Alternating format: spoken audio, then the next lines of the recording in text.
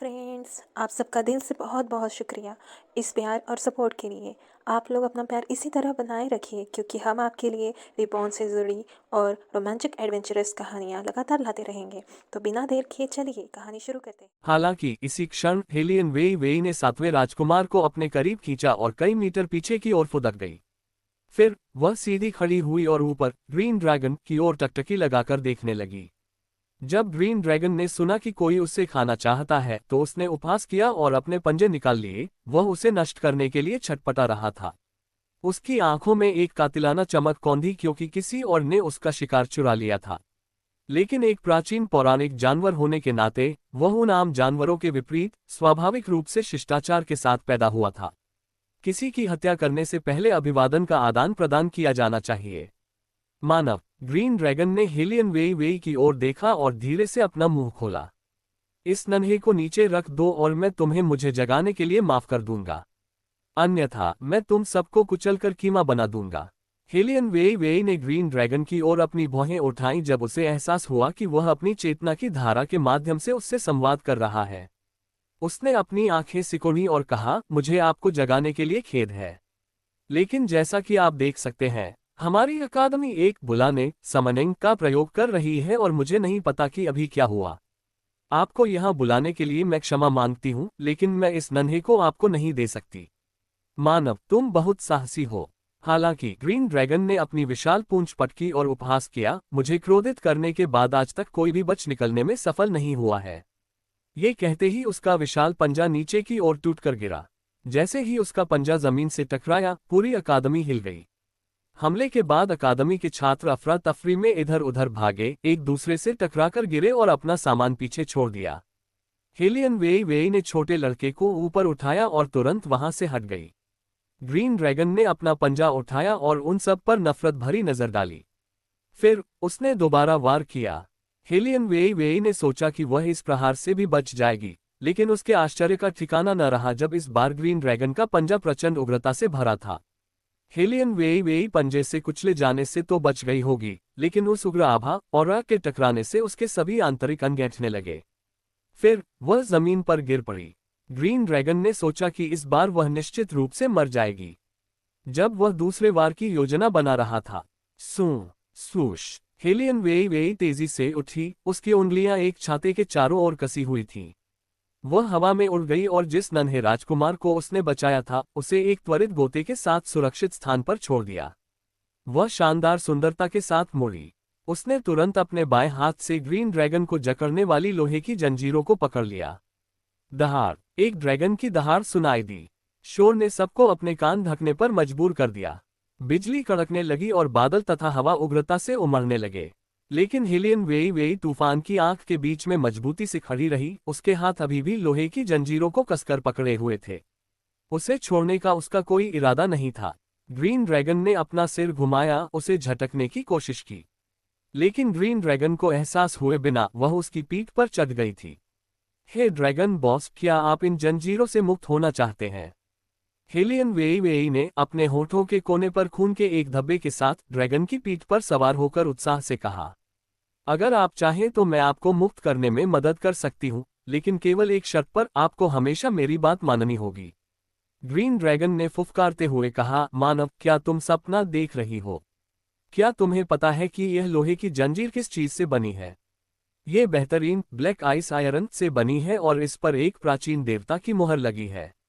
क्या तुम्हें लगता है कि तुम इसे खोल सकती हो? देवता की मुहर का प्रभाव केवल जानवरों पर पड़ता है, लेकिन मैं जानवर नहीं हूँ। हेलियन वेई वेई ने अपने होंठ सिकुड़े और कहा, इसके अलावा इन जंजीरों को खोलना इतना कठिन नहीं है। हर मशीनरी का अपना बटन होता है, आपको बस उसे खोजना होता है। ग्रीन ड्रैगन एक पल के लिए चुप हो गया और फिर बोला, मैंने बहुत समय पहले एक व्यक्ति के प्रति अपनी निष्ठा की शपथ ली थी। भले ही वह गायब हो गया है, मैं अभी भी उसका इंतजार कर रहा हूँ। इसलिए मैं तुम्हारी आज्ञा का पालन नहीं कर सकता। यह कोई बड़ी बात नहीं है। हेलियन वेई वेई ने अपने हाथ के पिछले हिस्से को रगड़ा। हम किसी अनुबंध कंट्रैक्ट से नहीं बंधेंगे। आपको केवल 3 बार मेरी सहायता करनी होगी। यदि आप अपने कर्तव्यों को पूरा करते हैं तो मैं आपको स्वतंत्र रूप से घूमने और अपने मालिक को खोजने के लिए छोड़ दूंगी। वैसे भी आप यहाँ फंसे हुए हैं और अगर आपका मालिक आपको ढूंढते हुए आता है तो भी आप उसे महसूस नहीं कर पाएंगे, तो क्यों ना मेरे साथ सहयोग करें। आपका क्या विचार है? ग्रीन ड्रैगन ने बादलों में तड़पते हुए अपनी आंखें सिकुड़ी। क्या तुम सच में पक्का कह सकती हो कि तुम इस ब्लैक आइस आयरन की जंजीर को खोल सकती हो? हाँ, हेलियन वेई वेई ने अपनी हथेलियों में थमी लोहे की जंजीरों को गौर से देखा। लेकिन मुझे थोड़ा समय चाहिए होगा।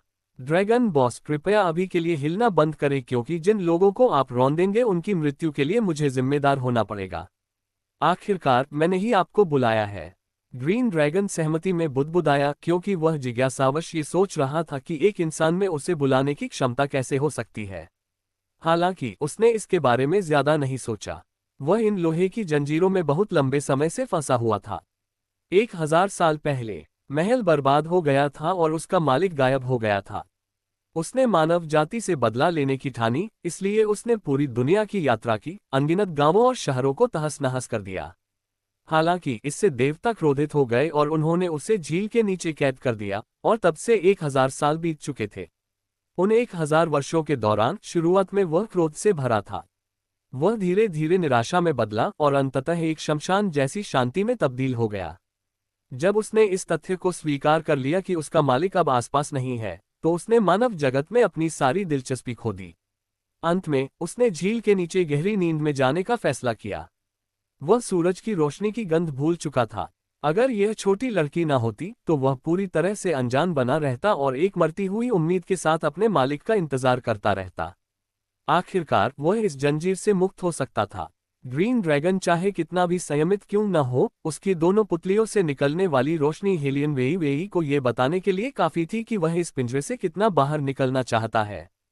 हेलियन वेई वेई ने लोहे की जंजीरों का पीछा करने में समय बर्बाद नहीं किया और जंजीर के सिरे को खोजने के लिए तेजी से नीचे गोता लगाया। अकादमी के छात्र समझ नहीं पा रहे थे कि क्या हुआ था। ग्रीन ड्रैगन को अपना विशाल मुंह हिलाते देख उन्होंने मान लिया था कि वह हेलियन वेई वेई की हड्डियों को चबा रहा है और वह पूरी तरह से उसके पेट में समा चुकी है। हेलियन जियाओ शैतानी ढंग से हंसी। किसने सोचा होगा कि उस कमीनी का अंत उसकी अपनी ही गलती से होगा। यह मुझे अविश्वसनीय रूप से खुश करता है। हालांकि युन बिलुओ को नहीं लगा कि यह इतनी आसानी से खत्म हो जाएगा क्योंकि उसका उस ब्लडी स्नैक खूनी सांप से संपर्क टूट गया था जिसे उसे जवाब देना चाहिए था। ये कैसे हो सकता है? युन बिलुओ ने अपना सिर उठाया, वह उलझन में थी। ठीक उसी पल उसने हेलियन वेई वेई को लोहे की जंजीरों से नीचे उतरते देखा। वह मरी नहीं, वह जंजीरें खोलने की कोशिश कर रही है। एक बार जंजीरें खुल गईं, तो ड्रैगन गॉड उसे अपना मालिक मान लेगा। मुझे उसे रोकना होगा। युन बिलुओ की आंखें चमक रही थीं, जैसे ही उसने अपने हाथ नीचे किए, काला खून जमीन के नीचे रिसने लगा। वह कोई मंत्र बुदबुदा रही थी। धमाका, जमीन के नीचे के जीव सक्रिय होने लगे। उसकी खून जैसी लाल आंखें कांप उठी जैसे कि कोई तेज रोशनी उन पर पड़ी हो। जैसे ही वह उठने की कोशिश कर रही थी, उसने पाया कि उसका रास्ता एक काले चोगे में लंबी बालों वाली परछाई ने रोक दिया है। वह व्यक्ति असाधारण रूप से सुंदर था, जिसका व्यक्तित्व एक ठंडा और कुलीन था और उसने एक लंबा चोगा पहना था। बिना धूल उड़ाए प्रकट हुए, उसके चेहरे पर एक रहस्यमयी मुस्कान थी। ब्लडी स्नैक ने अपने दिल की गहराइयों से एक बड़ा डर महसूस किया, जो उसकी नसों में दौड़ रहा था और उसका दम घोंट रहा था, जिससे वह पूरी तरह से पनडुब्बी पैरालाइज्ड हो गया। कौन है ये व्यक्ति? फायर चिलिन ब्लडी स्नैक की प्रतिक्रिया से बिल्कुल विचलित नहीं हुआ। उसके सम्मानित स्वामी हमेशा शालीन और गरिमा में रहते थे। वे अपनी क्षमता को आसानी से प्रकट नहीं करते थे। हालांकि एक बार जब वे सक्रिय होते तो वे केवल अपनी भौहें उठाकर ही सभी जानवरों को थरथराहट से भर सकते थे। दुश्मन को शायद ये समझ नहीं आया था। उसने अपने नुकीले घृणित जहरीले दांत भी दिखाए। फायर किलिन को सांप कभी पसंद नहीं थे। ये उदास और ठंडे जीव फायर किलिन के प्राकृतिक दुश्मन थे। ब्लडी स्नैक ने अभी तक फायर किलिन को नहीं देखा था क्योंकि बेली जियाजू ने अभी तक उसे मुक्त नहीं किया था। ब्लडी स्नैक धीरे धीरे झटके से उबर गया था और अपनी जीभ लपलपाने लगा था। हिस हिस, उसकी दुष्ट लालची आंखें सिकुड़ गईं। वह अपने सामने खड़े आदमी की गर्दन काटने के लिए तैयार था। बेली जियाजुए ने एक हाथ में wings of the grim reaper पकड़ी हुई थी और उसे ठंडी नजरों से देखा। क्या तुम्ही ने वह घृणित गंध छोड़ी है? पिटर पैक्टर, सांप के सिर से काले खून की एक और बूंद टपकी। वह मैं ही था। हा हा हा, कभी नहीं सोचा था कि कोई इंसान मेरे अस्तित्व को पहचान सकता है। लेकिन इससे कोई फर्क नहीं पड़ता क्योंकि तुम मरने वाले हो। बोलते समय ब्लडी स्नैक की पुतलियां सिकुड़ गईं। फिर उसने बेली जिया जुए पर छलांग लगा दी। हालांकि बेली जिया जुए वहीं खड़ा रहा, बिल्कुल भी नहीं हिला। उसने जो लोमड़ी के फर वाला चोगा पहना था वह साधारण था। हवा से उसके चमकदार फर अपनी जगह से नहीं हिले। ब्लडी स्नैक ने अपना मुंह खोला। उसने अपना हाथ उठाया और उसे काटने से पहले ही कुछ मीटर दूर फेंक दिया। मूर्ख! तिरस्कार भरे ठंडे शब्द बुदबुदाए गए। जैसे जैसे वह आदमी धीरे धीरे करीब आया, ब्लडी स्नैक को एक अभूतपूर्व खतरे का एहसास हुआ। उसने अपना विशाल सिर हिलाया और चुपके से अपनी पूंछ पटकी, जिससे धूल और बजरी का एक बड़ा गुबार उड़ गया। बेली जिया जुए ने अपनी आंखें सिकुड़ी और अपने पतले पैरों से बजरी के बीच में चलने लगा। उसकी उंगलियां काले दस्तानों में लिपटी हुई थीं, जो उसके बगल में स्वतंत्र रूप से लटकी हुई थीं। तसक तसक तसक, तुम्हें समझ क्यों नहीं आता? धूल के धुएं में बेली जिया जुए की आंखें ठंडक से चमक रही थीं। उसके चेहरे की मुस्कान भयावह और जानलेवा हो गई। ये देखकर ब्लडी स्नैक और भी तेज भागा। उसने कभी किसी ऐसे इंसान को नहीं देखा था जो उड़ती हुई बजरी के बीच से बाहर निकल सके। बेली जिया जुए ने अपना मुंह खोला और अपने दस्ताने दांतों से खींचकर उतार दिए, जिससे उसकी कलाई पर काले बेल जैसे निशान दिखने लगे। उन जाने पहचाने निशानों को देखकर ब्लडी स्नैक के हाव भाव पूरी तरह बदल गए। बिना किसी हिचकिचाहट के वह आसमान की ओर उड़ गया। हेलियन वे अभी भी लंबी जंजीर से चिपकी हुई थी। जैसे ही वह जंजीर से नीचे उतर रही थी, उसकी पीठ के पीछे से अचानक 7 फुट का विशाल अजगर प्रकट हुआ। उसने उसे ऐसे देखा जैसे वह कोई ताज़ा भोजन हो। उसने अपना खूनी मुंह खोला, उसे अपने पेट में निगल जाना चाहता था। उसके पास उस पर ध्यान देने का समय नहीं था। जैसे ही वह उससे बचने वाली थी, एक छप छप की आवाज सुनाई दी। भगवान जाने किसकी युद्ध कला मार्शल ची इतनी शक्तिशाली थी कि वह एक लंबी दर्पण दीवार जैसा विशिष्ट रूप ले सकती थी, जिसने विशाल अजगर को झील की सतह पर पटक दिया। चांदी जैसी रोशनी के विस्फोट के बाद खूंखार अजगर ने अपनी मारने की पूरी शक्ति खो दी। वह मुश्किल से सांस ले रहा था क्योंकि वह अपने अंत के करीब पहुंच गया था। उसका मुंह थोड़ा हिला जैसे वह किसी को बुला रहा हो। हालांकि उसे कोई जवाब नहीं मिला। हेलियन वे दंग रह गई, जो कुछ हुआ उसे समझने में असमर्थ थी। तभी उसने एक आदमी को देखा जिसने एक हाथ में wings of the grim reaper पकड़ी हुई थी। वह अपने लंबे चोगे में महान लग रहा था और उसके कमर तक लंबे बाल स्याही की तरह काले थे। ग्रीन ड्रैगन लेक पर खूनी कत्लेआम हो रहा था। चांदी जैसी रोशनी चमकने के बाद बेली जिया जुए की चालें स्पष्ट रूप से नहीं देखी जा सकती थीं। हालांकि विशाल अजगर की लाचार और तीखी कराह आसमान में ऊंचे तक सुनी जा सकती थी। पलक झपकते ही विशाल अजगर को झील की सतह से जमीन पर पटक दिया गया। उस कंपन ने व्हाइट एकेडमी को कुछ समय के लिए हिला कर रख दिया। व्हाइट एकेडमी के छात्रों को नहीं पता था कि क्या हुआ था क्योंकि सब कुछ बादलों से ढका हुआ था। बेली जिया जुए ने तलवार वापस उसकी म्यान में रख दी। उसने बिना किसी खून के धब्बे के लड़ाई खत्म कर दी। वह बिना किसी भाव के हेलियन वे को तिरस्कारपूर्ण नजरों से देख रहा था। मैंने कभी किसी को इतने अहंकार के साथ लोगों को बचाते हुए नहीं देखा। हेलियन वे ने अपनी भौहें ऊपर की। महामहिम के प्रति उसकी धारणा एक नए स्तर पर पहुंच गई थी। बेखबर छात्रों ने ब्लडी स्नैक की उपस्थिति को जानकर विस्मय में अपनी सांसें रोक लीं। अकेडमी में ऐसा दुष्ट जानवर क्यों प्रकट होगा? इसे किसने बुलाया? ये कैसे किया गया? शिक्षक डर के मारे सांप के विशाल सिर को देख रहे थे। उनके माथे पर ठंडा पसीना आ गया था। अगर किसी ने सांप को नहीं मारा होता तो वह भारी तबाही मचा सकता था और कई छात्रों को खा सकता था। इसके अलावा उसका शरीर घातक जहर से ढका हुआ था और उसे इंसानी खून पीना पसंद था। ऐसे क्रूर जीवों को फॉरेस्ट ऑफ फैंटेसी के बाहर दिखने की अनुमति नहीं दी जानी चाहिए थी। यह क्या गलत हो गया है? शिक्षक ने सिर उठाया क्योंकि उनकी उंगलियां कांप रही थीं। फिर उन्होंने अपने सिर के ऊपर देखा और उस ग्रीन ड्रैगन को देखा जो सो गया था। उसकी आंखें भी आधी बंद थीं। उन्होंने सोचा कि ड्रैगन देवता इतने क्रोधित थे कि इंसानों को निगलने के बाद भी उन्हें राहत नहीं मिलेगी। इसीलिए उसने वापस न लौटने का फैसला किया और व्हाइट एकेडमी में ही रुक गया। इससे शिक्षक व्यथित महसूस करने लगे। वे इस तथ्य से बेखबर थे कि ग्रीन ड्रैगन ने हेलियन वे के निर्देश का पालन करते हुए हल्की नींद ली थी। जब मिस्टीरियस आइस आयरन लॉक को खोला जाता तो वह निश्चित रूप से उसके ड्रैगन स्केल के संपर्क में आता। यदि वह जागता रहता तो ड्रैगन स्केल आग की लपटों में बदल जाते और हेलियन वेई वेई को चोट पहुंचाते। उस समय यून बिलुक ने अपने बाएं कंधे को मजबूती से पकड़ रखा था और वह एक कदम पीछे हट गई। किसी को एहसास नहीं हुआ कि विशाल अजगर के गिरते ही उसने एक मुंह काला खून थूका था। वह पेड़ के तने के सहारे झुक गई क्योंकि वह और टिकने में असमर्थ थी। उसकी आंखें घने कोहरे में गहराई से देख रही थीं। कोहरे की घनी परतों के नीचे क्या हुआ यह कोई नहीं जानता था। लिटिल बॉल्ड हेड कुछ देर सोचने के बाद खड़ा हो गया।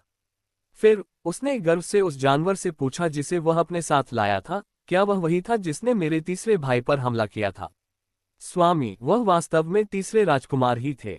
लिटिल बाल्ड हेड से थोड़ा बड़ा एक छोटा जीव कहीं से प्रकट हुआ और उसने आज्ञाकारी रूप से उसके प्रश्न का उत्तर दिया। फिर वह गायब हो गया। नन्हे सातवें राजकुमार ने शांति से उत्तर दिया, चिंता करने की कोई बात नहीं है।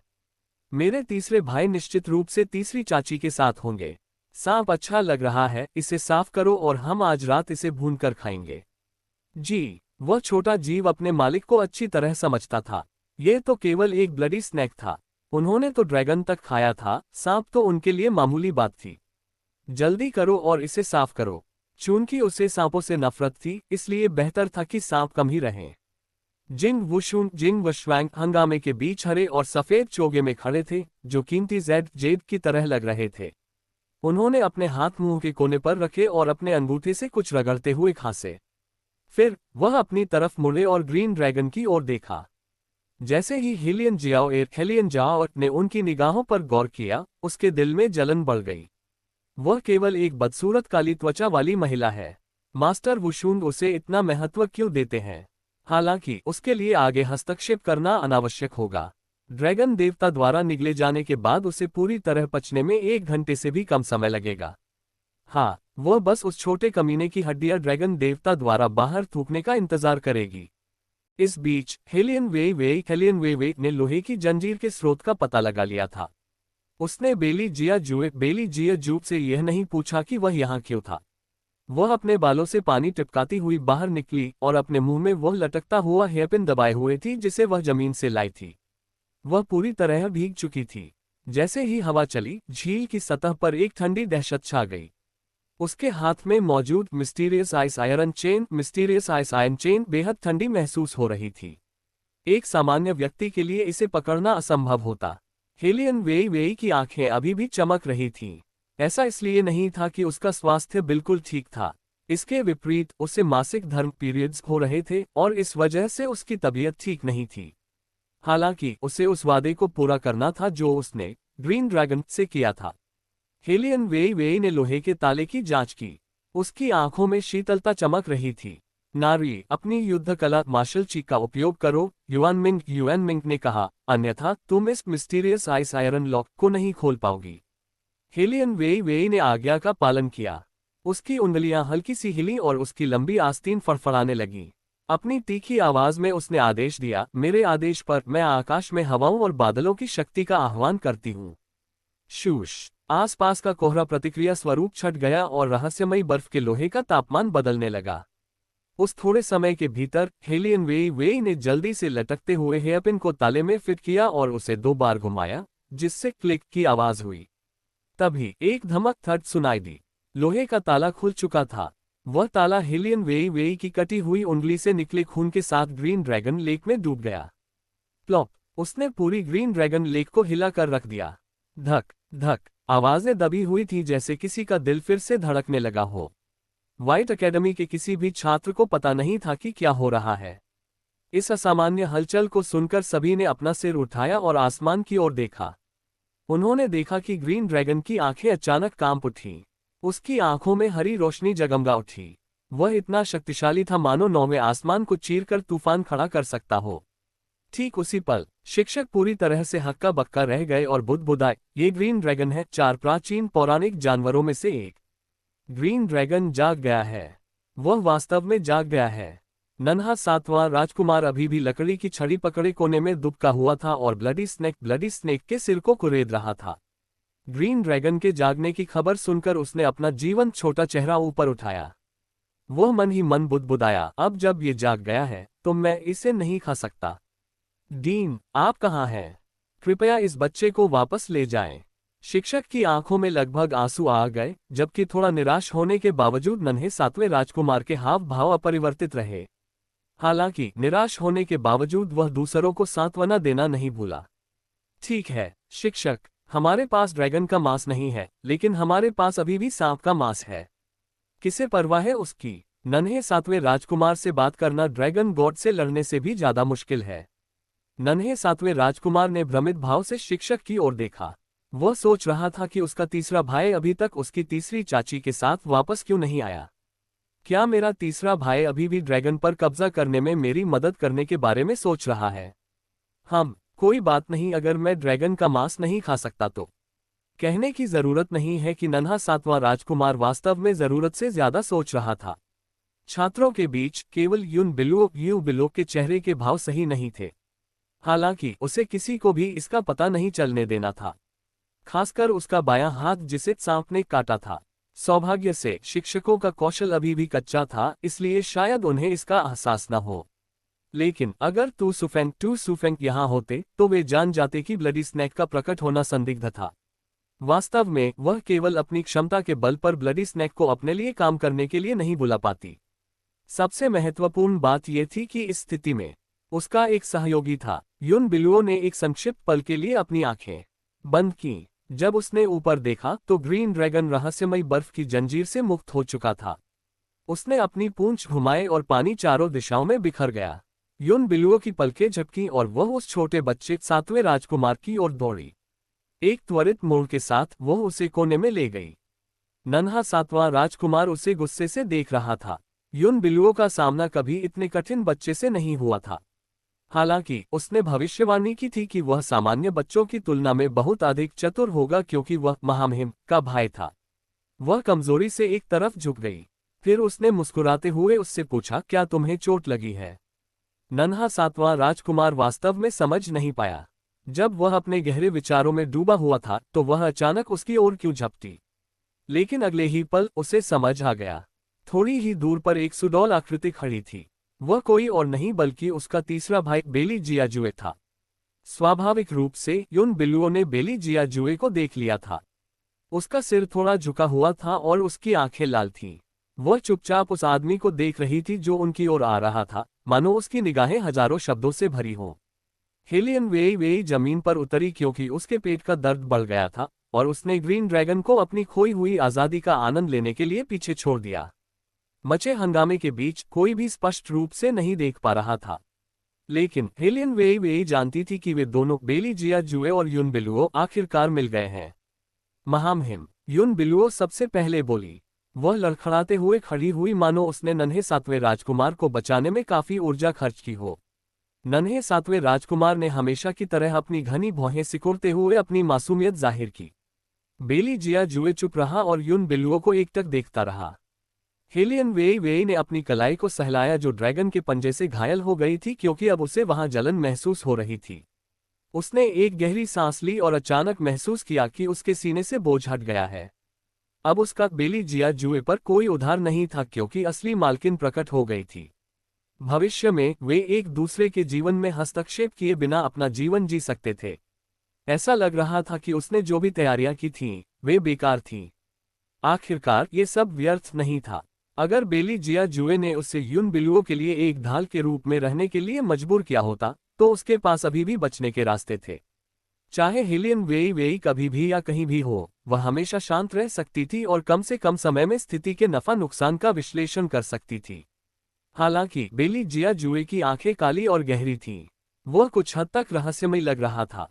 हेलियन वेई ने भी अपने आसपास ज्यादा ध्यान नहीं दिया, क्योंकि ग्रीन ड्रैगन ने अब इधर उधर तड़पना बंद कर दिया था। कोहरा छट गया। आखिरकार हर कोई हेलियन वेई को देख सकता था, जो आंगन के बीच में खड़ी थी। ये कैसे हो सकता है? क्या उसे ड्रैगन देवता ने निगल कर कुचल नहीं दिया था? हेलियन जाओ दंग रह गई और हेलियन वेई को नफरत भरी नजरों से देखने लगी। हेलियन वेई बेपरवाह थी और लापरवाही से अपना पेट पकड़े हुए थी। नारी, क्या तुम्हें असहज महसूस हो रहा है? पौराणिक जानवर अपने अनुबंधित स्वामियों के साथ एक होते हैं, इसलिए हवाईटी हेलियन वेई की शारीरिक स्थिति को अच्छी तरह जानता था। वाकई हेलियन वेई की तबीयत ठीक नहीं थी। उसने अपनी शारीरिक स्थिति का ठीक से पोषण नहीं किया था और रहस्यमयी बर्फ ने उसके शरीर की सारी गर्मी सोख ली थी। परिणामस्वरूप उसके पेट में अत्यधिक दर्द हो रहा था, इसलिए उसे हेलियन जियाओएर की रत्ती भर भी परवाह नहीं थी। हालांकि हेलियन जियाओएर हमेशा जिद्दी रही थी। उसने युन बिल्लुओं को सहारा देने के लिए अपने हाथ बढ़ाए। फिर उसने अपनी आवाज नीची की और हेलियन वेई वेई पर आरोप लगाया, बड़ी बहन, अगर आप में क्षमता नहीं थी तो आपको ड्रैगन देवता को उकसाना नहीं चाहिए था। बहन युन 7वें राजकुमार को बचाने के चक्कर में घायल हो गई और ड्रैगन देवता के अचानक प्रकट होने के कारण हम में से कई लोग असहाय थे। सही बात है, बिल्कुल सही। शानदार, ड्रैगन देवता प्रकट हो गए हैं। अगर ये तबाही जारी रहती तो पूरी व्हाइट एकेडमी में बाढ़ आ जाती। हर कोई आपस में निरंतर विलाप कर रहा था। युन बिल्लुओं ने धीरे से सिर हिलाया और भारी आवाज में कहा, ये स्थिति अपरिहार्य है। जब तक कोई हताहत या मौत नहीं होती तब तक सब ठीक है। इसे एक बहाने के रूप में सुनकर कई लोगों को अभी भी लगा कि हेलियन वेई वेई ड्रैगन को वश में करने में असमर्थ थी। युन बिल्लुओं को इस बात का अंदाजा नहीं था कि हेलियन वेई वेई ने मिस्टीरियस आइस आयरन चेन को खोल दिया है, अन्यथा उसे समझ आ जाता कि ड्रैगन उसकी आज्ञा क्यों मान रहा है। उसने मान लिया था कि ऐसा इसलिए हुआ क्योंकि जब हेलियन वेई वेई उसे खोलने की कोशिश कर रही थी तब ब्लड सर्पेंट रक्त सर्प ने बाधा डाली थी। युन बिल्लुओं के पास खड़ी हेलियन जियाओएर ने पूछा, बहन युन के शरीर पर जो घाव है उसका क्या? युन बिल्लुओं ने प्यार से नन्हे बच्चे 7वें राजकुमार की ओर नीचे देखा और धीरे से अपना सिर हिलाया। उसके हाव भाव ऐसे थे मानो वह कहना चाह रही हो कि जब तक 7वें राजकुमार को कुछ नहीं होता वह ठीक रहेगी। इसके बिल्कुल विपरीत इस बात ने हेलियन वेई वेई को, जिसने इतनी मुसीबत खड़ी की थी, काफी फालतू रिडंडेंट साबित कर दिया। इस बात ने लिटिल बाल्ड हेड 7वें राजकुमार के गुस्से को भड़का दिया। बिना किसी चेतावनी के उसने हेलियन जियाओएर को बेरहमी से एक लात मारी। वह लात बहुत शक्तिशाली थी। एक ही पल में उसने हेलियन जियाओएर को घुटनों के बल जमीन पर गिरा दिया। तुम्हें क्या लगता है तुम कौन हो? तुम्हारी हिम्मत कैसे हुई मेरी तीसरी चाची के बारे में बुरा बोलने की? व्हाइट एकेडमी में हर कोई जानता था कि इस छोटे भाई को उसके विनम्र और प्यारे दिखने के बावजूद कम नहीं आंकना चाहिए। एक बार जब वह गुस्सा हो जाता तो वह बिना सवाल किए सीधे हिंसा से जवाब देता था। हेलियन जियाओएर सुन्न रह गई और उसकी खूबसूरत आंखों में आंसू भर आए। खुद को बहुत सताया हुआ दिखाते हुए वह सुबकने लगी, 7वें राजकुमार, मुझे लगता है कि आपने मेरी बात का गलत मतलब निकाला है। मैं? कैसी गलत फहमी? नन्हे राजकुमार ने उपहास करते हुए कहा। अपनी कम उम्र के बावजूद उसका व्यक्तित्व इतना प्रभावशाली था कि उसे नजरअंदाज करना मुश्किल था। उसका युन बिल्लुओं का इससे कोई लेना देना नहीं है। अगर तीसरी चाची नहीं होती तो मैं उसके सांप के पंजे से मारा गया होता। जब ड्रैगन प्रकट हुआ तब तुम में से किसी की बाहर निकलने की हिम्मत नहीं हुई। बोलते समय नन्हे बच्चे ने युन बिल्लुओं की ओर इशारा किया। युन बिल्लुओं बेहद थकी हुई थी क्योंकि उसका पूरा ध्यान नन्हे बच्चे पर था। मुझे बस इस बात की चिंता थी कि मिस वेई वेई ग्रीन ड्रैगन को नियंत्रित नहीं कर पाएंगी, जिससे 7वें राजकुमार को नुकसान पहुंच सकता है। नियंत्रित नहीं कर पाऊंगी? हेलियन वेई वेई ने एक हल्की मुस्कान के साथ बीच में टोकते हुए कहा। एक हाथ से अपने पेट को पकड़े हुए उसने धीरे से दूसरा हाथ बाहर फैलाया। वह कुछ योजना बनाती हुई लग रही थी। उसके नाजुक होठों से एक दुष्ट आकर्षण झलक रहा था जब उसने पुकारा, ग्रीन ड्रैगन कृपया यहाँ वापस आओ। इन महज 6 शब्दों को सुनकर युन बिल्लुओं के चेहरे का रंग उड़ गया। समताप मंडल स्ट्रैटोस्फीयर में उड़ान भरते हुए ग्रीन ड्रैगन एक दृश्य गति से नीचे उतरा और हेलियन वेई वेई के पीछे उतर गया। फिर अपने चेहरे पर अहंकार और शीतलता बिखेरते हुए उसने अपना जबड़ा खोला। यह एक अविश्वसनीय दृश्य था। ड्रैगन देवता ने वास्तव में हेलियन वेई वेई की आज्ञा मानी। शिक्षक विश्वास से परे दंग रह गए थे। जब वे केवल अकेडमी के छात्र थे तब उन्होंने ड्रैगन देवता की किंवदंती के अनगिनत संस्करण सुने थे। बाद में जब वे अकेडमी के ट्यूटर बने तब उन्होंने ड्रैगन देवता की गहरी समझ हासिल की।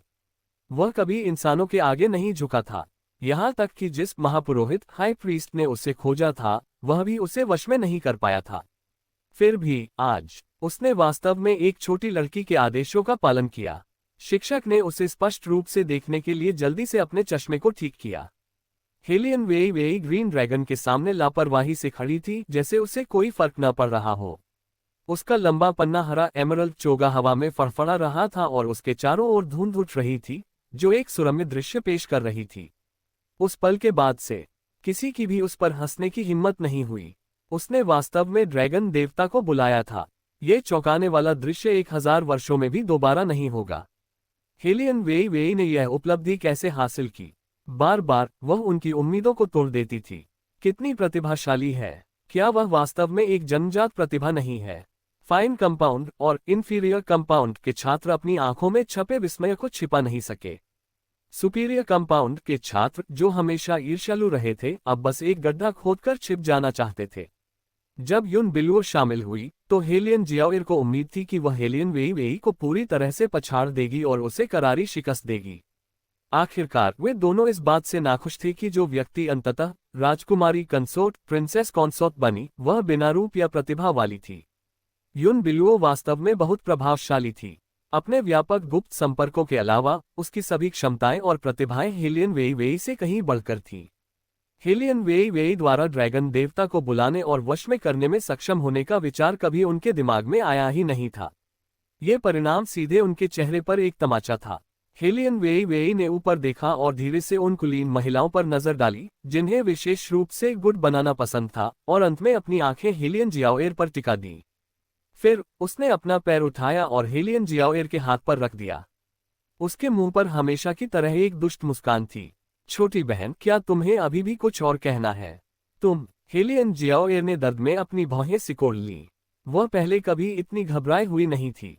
हेलियन वेई वेई ने केवल उसे बेरुखी से देखा और स्पष्ट रूप से कहा, इन रखेल की बेटियों ने बिना किसी पदवी के राजकुमारी कंसोर्ट से इस तरह के अपमान के साथ बात करने की हिम्मत की। छोटी बहन, आखिर तुम्हें ये हिम्मत किसने दी? हम? जो कुछ कुलीन महिलाएं हेलियन जियाओर के लिए दया की भीख मांगना चाहती थीं, वे ये सुनकर पूरी तरह से दंग और अवाक रह गईं। उन्होंने कभी नहीं सोचा था कि एक दिन ऐसा आएगा जब उच्च पद वाला कोई दूसरा व्यक्ति ही उन पर अत्याचार करेगा। एक बार जब हेलियन वेई वेई बोल चुकी थी तो उनके लिए हिलना भी नासमझी होती। यदि वे ऐसा करती तो ये सार्वजनिक रूप से शाही अधिकार को चुनौती देने जैसा कार्य होता। उन्होंने एक दूसरे पर सरसरी नजर डाली और आनन फानन में पीछे हट गईं। हालांकि हेलियन वेई वेई ने उन्हें जाने देने की योजना नहीं बनाई थी। उसने एक कातिलाना मुस्कान के साथ उनकी ओर बेदर्दी से देखा। किसने तुम जैसों को अकेडमी के नियमों की अवहेलना करने और जिसे चाहो उसे परेशान करने का इतना दुस्साहस दिया? मुझे स्कूल की हिंसा से सख्त नफरत है और यह बेहद शर्मनाक है कि कैसे तुम सब मिलकर एक अकेले व्यक्ति को परेशान करती हो। हेलियन वेई वेई, तुम?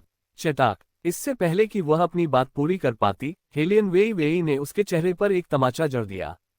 हेलियन जियाओर ने खुद को अपमानित महसूस किया और बोलने की कोशिश की, लेकिन ग्रीन ड्रैगन ने अपनी आंखों को सिकोड़कर उसे एक खूंखार नजर से देखा। इसने उन कुलीन महिलाओं के घुटने कमजोर कर दिए। वे लाड़ प्यार में पलने और बेरोक-टोक व्यवहार करने की आदी थीं। शानदार प्रहार! गुड कंपाउंड के कुछ लोगों ने तालियां बजानी शुरू कर दी। व्हाइट अकेडमी के निष्पक्ष होने का दावा किया जा सकता है, लेकिन पूर्ण निष्पक्षता जैसी कोई चीज नहीं थी।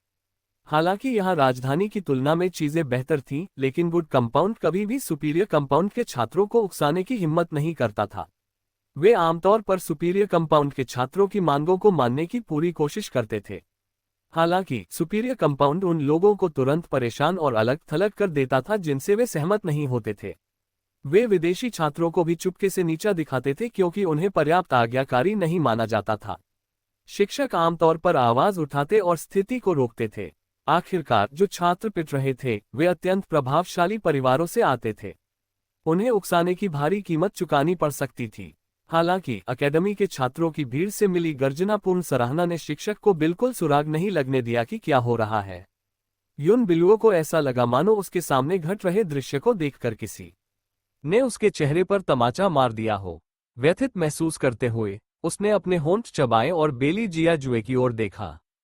हेलियन वेई वेई स्वाभाविक रूप से जानती थी कि युन बिलुओ के मन में क्या चल रहा है। वह चाहती थी कि बेली जियाजू उसके पक्ष में खड़ा हो। हेलियन वेई धीरे से मुस्कुराए। उसने तय कर लिया था कि वह उन सभी लोगों को करारा जवाब देगी जो इन लोगों की तरफदारी करेंगे, चाहे वह बेली जियाजुए ही क्यों न हो। कुछ सोच विचार के बाद हेलियन वेई ने अपना सिर ऊपर उठाया, लेकिन उसका सामना बेली जियाजुए की भावनाहीन निगाहों से हुआ। उसका दिल थोड़ा घबराया, लेकिन उसने मुस्कुराना जारी रखा। इंसान को कभी भी पीछे नहीं हटना चाहिए, खासकर ऐसे समय में। जब हेलियन वेई बहुत छोटी थी तब उसने एक नेक काम किया था। उसे गलती से एक फोन मिला था जिसे वह वापस करने गई थी। हालांकि उसे चोर का लेबल लगा दिया गया और चाइनीज स्ट्रीट के स्टेशन में बंद कर दिया गया। बाद में उसे छोड़ दिया गया, लेकिन उसके पिता ने जिस महिला से शादी की थी उसने इस घटना को पीछा नहीं छोड़ा। वह समय समय पर उसे अपमानित करने के लिए यह बात उठाती और उस पर चीजें चुराने का आरोप लगाती। उस समय हेलियन वेई वेई ने ये सब सहा था। वह कभी नहीं भूल सकती थी कि वह कैसा महसूस हुआ था। वह डरी हुई थी और उसका दिल खाली था। फिर भी उसे सजा मिली, बावजूद इसके कि चोट उसे ही लगी थी। उसका अस्तित्व इतना नगण्य था कि उसे बोलने का कोई अधिकार नहीं था। इतने समय से वह केवल इसलिए कड़ी मेहनत कर रही थी ताकि अंततः इन भ्रष्ट शक्तियों का विरोध करने में सक्षम हो सके। तीसरा राजकुमार, मैं उसे यून बिलुओं के लिए बोलने की चुनौती देती हूँ। वह उससे लड़ी, ये जानते हुए भी कि उसके पास फायर किलिंग का साथ है। वह उसका सहपाठी भी था, लेकिन इस लड़ाई में इनमें से कोई भी बात मायने नहीं रखती थी। अब उसे कोई और दबा नहीं सकता था। हेलियन वेई वेई ने देखा कि बेली जिया जुए उसकी ओर कदम बढ़ाने लगा है, इसलिए उसने अपनी उंगलियां भींच ली और थोड़ा मुस्कुराई। उसके पूरे शरीर से युद्ध कला मार्शलची रिस रही थी। हालांकि जब उसने उसके कंधे पर एक घाव देखा तो उसकी तीक्ष्णता धीरे धीरे कम हो गई। बेली जिया जुए गुस्से में लग रहा था क्योंकि उसकी आंखें पहले से कहीं ज्यादा ठंडी थीं। शायद उसने अपना आपा खो दिया था क्योंकि उसकी प्रेमिका के साथ अन्याय हुआ था। हेलियन वेई वेई ने नीचे देखा और हंसी, लेकिन उसके हाव भाव पूरी तरह शांत थे और उसकी मनस्थिति बिल्कुल स्पष्ट थी। उसने एक पल के लिए सोचा और तय किया कि उससे लड़ना नासमझी होगी। उसके जीतने की संभावना बहुत कम थी क्योंकि उसके पास अभी भी wings of the grim reaper थी जो उसने उसे उपहार में दी थी। उसने इसे परिपूर्ण बनाने के लिए बहुत मेहनत की थी। Wings of the grim reaper लगभग 2 शरहित थी, जिसमें सबसे शक्तिशाली विनाशकारी शक्ति थी। अगर मुझे पता होता कि मैं एक दिन उससे लड़ूंगी तो मैंने उसे इसके बजाय युआन मिंग उपहार में दिया होता और उसे गे बना दिया होता। हेलियन वेई वेई को लगा कि उसने अपना युद्ध अभ्यास बर्बाद कर दिया है। हालांकि सच तो यह है कि बेली जिया जुए ने हमेशा उसके साथ अलग तरह से व्यवहार किया था। जब उसने पहली बार अकेडमी में दाखिला लिया था तब हर कोई उसे नीचा देखता था। वह अकेला था जिसने हमेशा उसके युद्ध कौशल को स्वीकार किया था। वह काफी हद तक पुराने यंग मास्टर तांग की तरह लग रहा था। हेलियन वेई वेई हमेशा आभारी रही थी, भले ही उसने कभी इसका जिक्र नहीं किया। साथ ही इस बात पर विचार करते हुए कि उसने अनगिनत बार उसकी जान बचाई थी। मुझे बस यह अनुबंध रद्द कर देना चाहिए।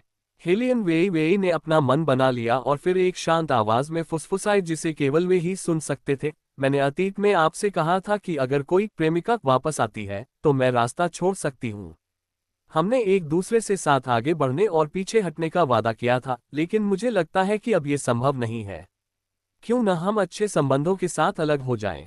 बेली जिया जुए ने अचानक अपने कदम रोक दिए और उपहास किया, अच्छे संबंधों के साथ अलग हो जाएं। हाँ, हेलियन वेई वेई ने जवाब में बुदबुदाया। अचानक जमीन से एक तेज आवाज गूंजी। हेलियन वेई वेई को लगा कि उसमें से कुछ निकलेगा। हालांकि फिर उसे एहसास हुआ कि वह तेज आवाज उसके सामने खड़े आदमी से गूंज रही थी। उसके नीचे की जमीन फटने के साथ ही दरारों की अनगिनत लकीरें तेजी से फैल गईं, जिससे अदृश्य गहराई वाली खाया बन गईं। फिर भी वह केवल एक हल्की मुस्कान के साथ वहीं खड़ा रहा, एक हाथ अपने बाहरी पहनावे की जेब में और दूसरा अपने पास टिकाए हुए। उसके चेहरे पर एक छोटी सी मुस्कान थी, लेकिन उसकी आंखें दिखाई नहीं दे रही थीं, जो उसके काले बालों की परतों के नीचे पूरी तरह से छिपी हुई थीं। वह मुस्कान सहज और शालीन थी, जो उसकी सामान्य उदासीनता के साथ पूरी तरह मेल खा रही थी। हालांकि उसकी उंगलियां काले दस्तानों में छिपी थीं, जिनके मुड़े हुए जोड़ रंगहीन सफेद पड़ रहे थे। उसके चारों ओर का काला कोहरा अचानक गहरा हो गया। कड़क, एक और तेज आवाज गूंजी। घने जंगलों की गहराई से लाखों चमगादड़ आसमान में उड़ने लगे। ये दृश्य किसी आने वाले कयामत ज़ॉम्बी एपोकलिप्स के अग्रदूत जैसा लग रहा था। ये बेहद डरावना था। हेलियन वेई वेई ने अपने कानों में हवा की सरसराहट महसूस की क्योंकि आसपास के पेड़ पागलों की तरह झूलने लगे और जमीन प्रतिक्रिया में कांपने लगी। बेपरवाह दिखते हुए बेली जिया जुए केवल थोड़ा सा हिला। हालांकि उससे निकलने वाली तीव्र ठंडक ने किसी के लिए भी उसके करीब जाना असंभव बना दिया था। इस धरती पर शायद ही कोई चीज उसके जज्बात को हिला सकती थी। फिर भी आज उसने उसके क्रोध को भड़का दिया था। उसने हमेशा उसे सहा था। उसने अपने किसी भी शिकार के प्रति इतनी सहनशीलता कभी नहीं दिखाई थी, बावजूद इसके कि उसने अनगिनत शिकार पाले थे। हालांकि वह केवल जाने के बारे में सोच रही थी।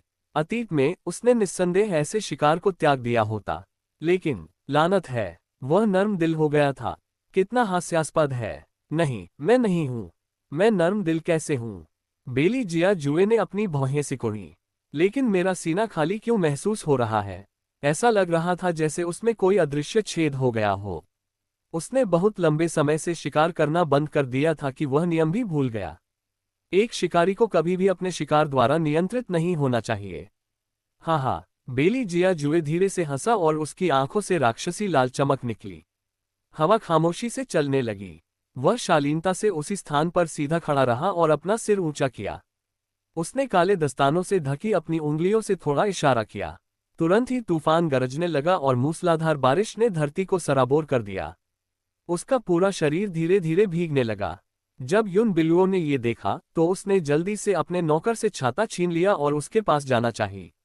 हालांकि इससे पहले कि वह उसके पास पहुंच पाती, बेली जिया जुए की ठंडी और स्थिर निगाहों ने उसे शुद्ध डर के मारे जमीन पर ही कील की तरह जड़ दिया। वह निगाह बिल्कुल वैसी ही थी जैसी उसने महल में खूनी कत्लेआम मचाते समय पहनी थी। युन बिल्लुओं का दिल तेजी से धड़कने लगा और उसने जबरदस्ती अपने होंठ चबाए, जैसे उसने कोई फैसला कर लिया हो। फिर उसने प्यार से पुकारा, महामहिम। हवा की आवाज और गिरती बारिश ने उसकी कोमल आवाज को दबा दिया था, इसलिए हिलियन वेई वेई के अलावा कोई भी युन बिल्लुओं को नहीं सुन सका। युन बिल्लुओं ने जमीन की ओर देखा और धीरे से बोली, मुझे पता है कि आप अभी भी उस घटना के लिए मुझे दोषी मान रहे हैं, मिस वेई वेई। हालांकि वह अपना वाक्य पूरा नहीं कर सकी क्योंकि उसने हेलियन वेई वेई के चेहरे पर उसे रुकने की चेतावनी देने वाला भाव देखा। हेलियन वेई वेई शांत रही। वह बस चाहती थी कि सब कुछ जल्द ही सुलझ जाए क्योंकि उसके पेट में दर्द था। इसलिए उसे युन बिल्लुओं की सामान्य चालबाजियों की कोई परवाह नहीं थी। युन बिल्लुओं ने जो कुछ भी कहा वह उसे बेली जिया जुए को संभालने देना चाहती थी। युन बिल्लुओं को आश्चर्य हुआ कि हेलियन वेई वेई पूरी तरह संतुलित दिखाई दे रही थी। हालांकि इससे कोई फर्क नहीं पड़ता था।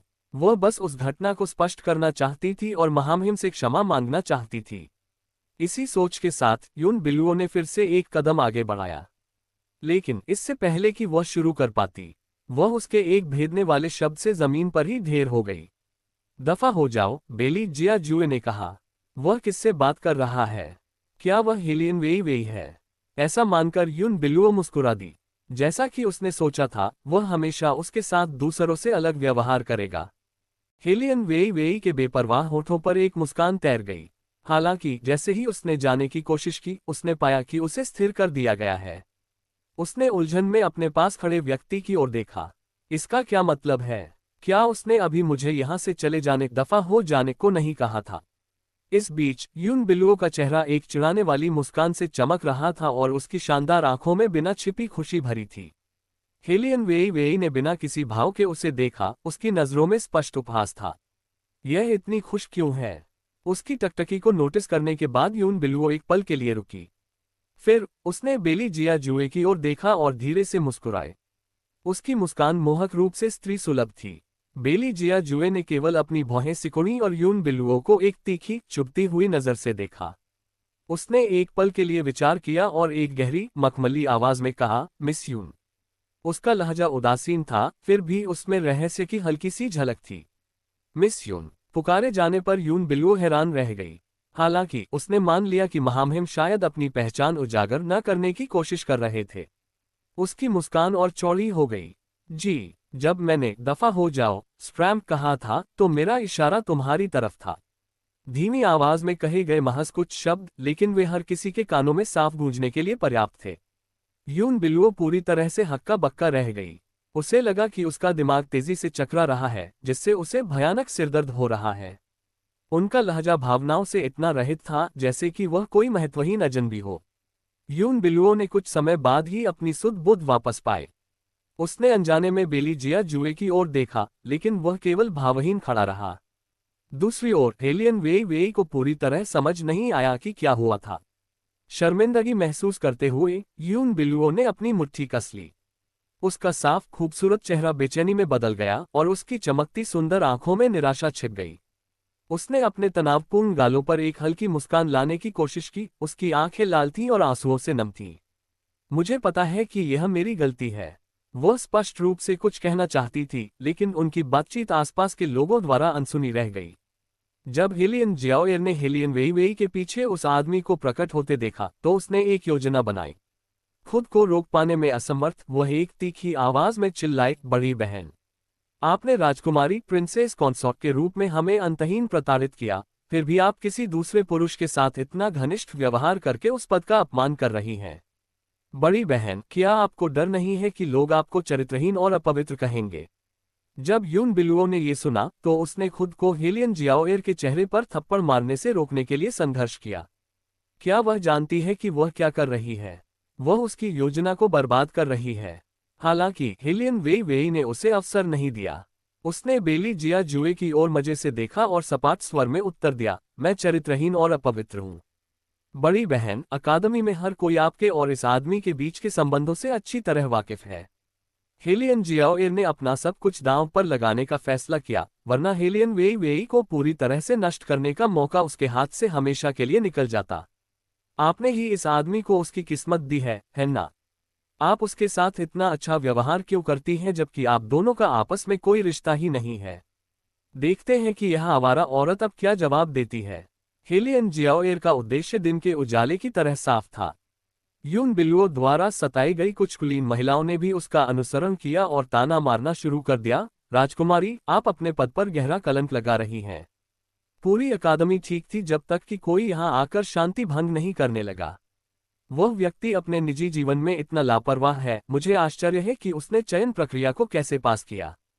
कहने की जरूरत नहीं है, उसके पास कई चालें हैं। हेलियन वेईवेई ने अपने हाथ बांध लिए और चुपचाप उन्हें स्कैन किया।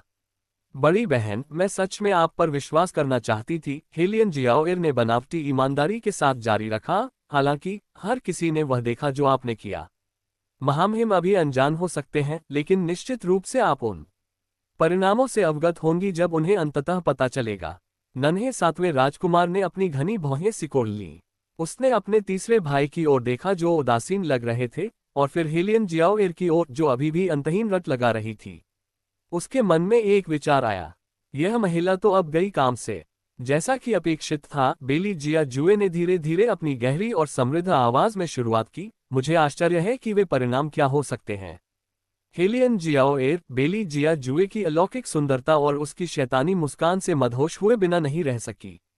युवा स्वामी, मैं आपकी दुविधा को समझ सकती हूँ। यदि आपको धन की तत्काल आवश्यकता है तो जनरल का निवास सहायता करने के लिए तैयार है। हालांकि आपको पता होना चाहिए कि जिस व्यक्ति से आपने मित्रता की है वह एक विवाहित महिला है। ओह, बेली जिया जुए हल्की सी मुस्कान के साथ मुस्कुराया, जबकि उसके चेहरे के भाव रहस्यमय थे। मुझे नहीं पता था कि जनरल के निवास की युवतियां आमतौर पर दूसरों को केवल धन से खारिज कर देती हैं। हेलियन जियाओएर का लहजा थोड़ा धीमा पड़ गया क्योंकि उसे एहसास हुआ कि कुछ अजीब था। मैं केवल आपको भटकने से रोकने के लिए चेतावनी दे रही हूँ। यदि आप मेरी सद्भावना का यही अर्थ निकालते हैं तो मुझे विश्वास है कि हमारी चर्चा को आगे बढ़ाने की कोई आवश्यकता नहीं है। मैं प्रार्थना करती हूँ कि आपने जो अभी कहा है उसके लिए आपको पछताना न पड़े। आखिरकार जनरल के निवास की अपनी गरिमा है। क्या आप शायद अपनी हैसियत से मुझे दबाने की कोशिश कर रही हैं? बेली जिया जुए के होठों के कोने थोड़े ऊपर उठे। फिर उसने पास में खड़े नन्हे बालक की ओर देखा। वह नन्हा बालक सांप का सिर कंधे पर लादकर पास आया। फिर उसने अपना सिर उठाया। तीसरे भाई, थर्ड ब्रदर। उसकी आवाज थोड़ी दबी हुई थी। हालांकि हेलियन जियाओएर के लिए ये सीधे उसके सिर के ऊपर कड़कती बिजली की गड़गड़ाहट की तरह लग रहा था। उसका चेहरा तुरंत पीला पड़ गया। सातवें राजकुमार द्वारा अपने तीसरे भाई का अभिवादन करने के बाद छात्रों का पूरा आंगन मौत की तरह शांत हो गया, जैसे कि उनका गला घोंट दिया गया हो। छात्रों ने अपनी हैरान आंखें बेली जिया जुए की ओर घुमाईं। यहां तक कि शिक्षक भी इस संबोधन से गहरे सदमे में थे। इंफीरियर कंपाउंड निम्न वर्ग का एक छात्र, एक बाहरी व्यक्ति जो ट्यूशन फीस तक नहीं भर सकता था, वह वास्तव में प्रसिद्ध अद्वितीय तीसरे राजकुमार थर्ड प्रिंस थे। वास्तव में क्या हो रहा है? शिक्षक को थोड़ा चक्कर आने लगा। कुछ छात्रों के शरीर में खून उबलने लगा। हालांकि इंफीरियर कंपाउंड के छात्रों के चेहरों पर उत्साह उमड़ रहा था। कोई आश्चर्य नहीं कि जिस आदमी को वे अपना आदर्श मानते थे वह इतना प्रभावशाली था। कोई आश्चर्य नहीं कि उसे उनके साथ घुलना मिलना पसंद नहीं था। उसने एक ही चाल से पूरी व्हाइट अकादमी को चकित कर दिया था। यह इसलिए था क्योंकि वह स्वयं अत्यंत प्रशंसित तीसरे राजकुमार के अलावा और कोई नहीं थे। इसके बिल्कुल विपरीत सुपीरियर कंपाउंड उच्च वर्ग के छात्र सन रह गए थे। उनमें से प्रत्येक को पसीना आने लगा जब उन्हें अनगिनत अवसर याद आए जब उन्होंने उन्हें परेशान करने की कोशिश की थी। हमने उन्हें चुनौती पत्र तक के लिए ताना मारा था। शुक्र है कि उन्होंने कभी भी हमारी ओर जरा सा भी ध्यान नहीं दिया। उन्होंने हमारे चुनौती पत्रों को पढ़ने तक की जहमत नहीं उठाई। वरना जैसे जैसे वे विचारों में डूबे, सुपीरियर कंपाउंड के छात्र और भी पीले पड़ते गए। मुख्य रूप से कुलीन महिलाएं ही थीं जो घबराने लगीं। उनमें से लगभग हर किसी ने बेली जिया जुए की स्थिति का मजाक उड़ाया था। वे हेलियन वेई वेई पर उनके एकमात्र ध्यान से ईर्ष्या करती थीं। हालांकि अब वे केवल खुद को चेहरे पर थप्पड़ ही मार सकती थीं। हेलियन जियाओएर ने बेचैनी महसूस की और उत्सुकता से खुद को समझाने की कोशिश की। उसके चेहरे पर हताशा साफ दिख रही थी। तीसरे राजकुमार, अभी तुम अपनी हैसियत से मुझे दबाना चाहती थी। मैंने तुम्हारी बात साफ साफ सुन ली है। बेली जिया जुए का उदासीन स्वर प्रभावशाली था और उसकी अवज्ञा करना असंभव था। इसके अलावा तुम किसे चरित्रहीन और अपवित्र कह रही थी। अपना प्रश्न समाप्त करते ही उसने अपनी लंबी संकीर्ण आंखें उठाईं, जिनमें बर्फ जैसी ठंडी डरावनी झलक थी। हेलियन जियाओएर डर के मारे जम गई। उसने वयस्क होने के बाद तीसरे राजकुमार थर्ड प्रिंस का चेहरा कभी नहीं देखा था। वह उस घटना से मुश्किल से ही उबर पाई थी जब उसने कई साल पहले महल में उनकी केवल पीठ देखी थी। अब वह अंततः उनके वास्तविक रूप को देख सकती थी, लेकिन उसकी हिम्मत एक झलक देखने की भी नहीं हुई। उसने बार बार यून बिलुओं की ओर देखा, इस उम्मीद में कि वह उसके लिए दया की भीख मांगेगी। माँ ने एक बार मुझसे कहा था कि तीसरे राजकुमार यून बिलुओं की किसी भी बात पर जरूर ध्यान देंगे। हेलियन जियाओएर इस बात से अनजान थी कि जिस अभयदान के स्वर्ण card, golden card of immunity को वह अपने पास समझ रही थी, उसे बेली जिया जुए ने कुछ ही क्षण पहले वहां से भगा दिया था। इस बीच मुरोंग चांगफेंग, जो दूर से तेजी से आ रहा था, दृश्य को सामने आते देख चुपके से मुस्कुराया। पहचान के इस अचानक खुलासे ने उसे थोड़ा हैरान कर दिया था। हालांकि ये किसी भी तरह से कोई नकारात्मक घटना नहीं थी। पिता ने यून बिलुओं को व्हाइट अकादमी में दाखिला दिलाने के लिए इतनी मेहनत इसलिए की थी ताकि वह जल्द से जल्द बेली जिया जुए से मिल सके। वह इस खबर को महल तक पहुंचाना चाहते थे ताकि सेवानिवृत्त सम्राट रिटायर्ड एम्परर को पता चल जाए। हालांकि अब इसके बारे में चिंता करने की कोई आवश्यकता नहीं थी। कौन जानता था कि बेली जिया जुए शुरू से ही व्हाइट अकादमी में थे। ये सबसे इष्टतम परिणाम था जिसकी वह कामना कर सकता था। हेलियन वेई वेई को निश्चित रूप से पता चल जाएगा कि वह उस आदमी के लिए एक उपयोग करके फेंकने वाली मोहरे से बढ़कर कुछ नहीं थी। मैं तुमसे एक सवाल पूछ रहा हूं, तुम दूसरों की तरफ क्यों देख रही हो? बेली जिया जुए की आवाज फिर से गूंजी।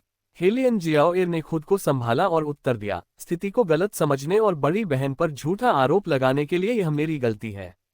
मैंने बस यह मान लिया था कि महामहिम इतने लंबे समय तक अलग रहने के बाद बहन यून के साथ बातचीत करना चाहेंगे। क्या बड़ी बहन ने आपको बहन यून की वापसी के बारे में नहीं बताया? वे पहले ही कई बार मिल चुकी हैं। हेलियन जियाओएर का पूरा विश्वास था कि जब तक वह चर्चा के विषय को बदल सकती है, वह अपनी नियति से बचने में सक्षम होगी। वाकई बेली जिया जुए ने उसे निराश नहीं किया। उसने छाया रक्षकों शैडो गार्ड्स की ओर सरसरी तौर पर देखा और एक अकल्पनीय मुस्कान दी। इसने अजीब तरह से उनकी रीढ़ में सिहरन पैदा कर दी। तुम लोग इससे पहले मिल चुके हो? बेली जिया जुए हेलियन वेई वेई से यह सवाल पूछते समय थोड़े बेपरवाह लग रहे थे। हाँ, इस तथ्य को छिपाने की कोई आवश्यकता नहीं थी, लेकिन हेलियन वेई वेई पूरी तरह से समझ नहीं पा रही थी कि बेली जिया जुए के दिमाग में क्या चल रहा था। हेलियन जियाओएर की आंखें ये बातचीत देखकर चमक उठीं और उसने आगे कहा, बड़ी बहन ने शायद महामहिम से ये तथ्य इसलिए छिपाया क्योंकि वह चिंतित थी कि बहन यून की वापसी के बारे में सुनकर महामहिम विचलित हो जाएंगे। अन्यथा पिछली बार चाय घर टी हाउस में बहन यून के साथ उनकी संगीत प्रतियोगिता नहीं होती। बेली जिया जुए ने अपना सिर घुमाया और उनके होठों पर एक रहस्यमयी उपहास छा गया। उनकी संगीत प्रतियोगिता भी हुई थी। मुझे लगता है कि वह काफी समय पहले ही व्हाइट अकादमी आ चुकी है। ये सच है, बहन यून यहाँ काफी समय से हैं। हेलियन जियाओएर ने निष्कर्ष निकाला कि यह जितना पहले का लगेगा, हेलियन वेई वेई उतनी ही चालाक प्रतीत होगी। यून बिलुओं ने चुपचाप इस बातचीत को सुना। उसे यकीन था कि महामहिम उनके बीच के अतीत के कारण उसे लगातार टाल रहे थे।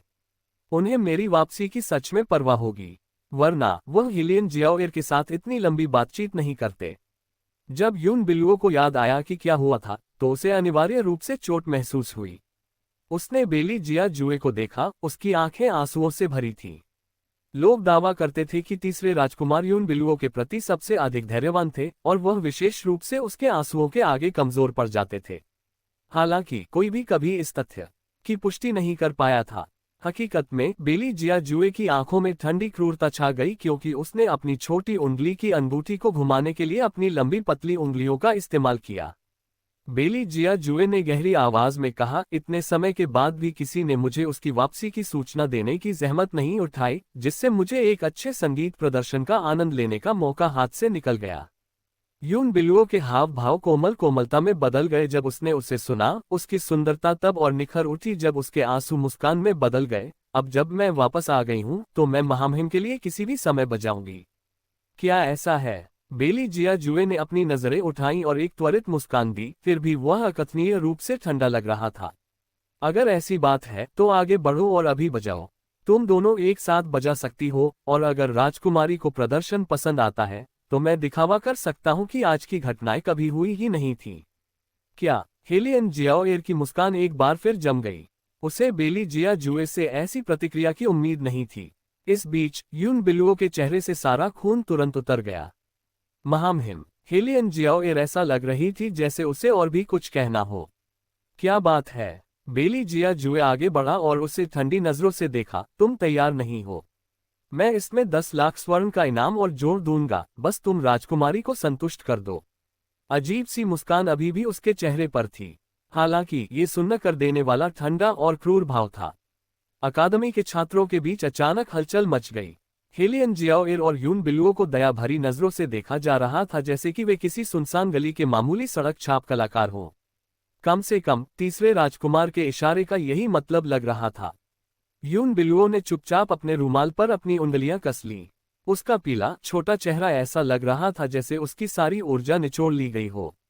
उसने दयनीय रूप से बेली जिया जुए की ओर देखा और बुदबुदाए, मुझे पता था कि महामहिम मुझे इतनी आसानी से माफ नहीं करेंगे, लेकिन ऐसा लगता है कि तुमने मुझे ठीक से नहीं सुना। बेली जिया जुए ने उससे बेधड़क उदासीन लहजे में बीच में ही रोक दिया, तुम बजाओगी या नहीं? ये सुनकर यून बिलुओं का चेहरा और पीला पड़ गया। वह कई सालों तक उनके साथ रही थी, इसलिए वह उनके सभी गुप्त तरीकों को अच्छी तरह जानती थी। यह आदमी किसी को इतनी पीड़ा देने के 100 अलग अलग तरीके जानता था कि व्यक्ति मरने की कामना करने लगे। इस फरिश्ता जैसे और प्रतिष्ठित मुखौटे के पीछे एक ठंडे खून वाला घातक व्यक्तित्व छिपा था।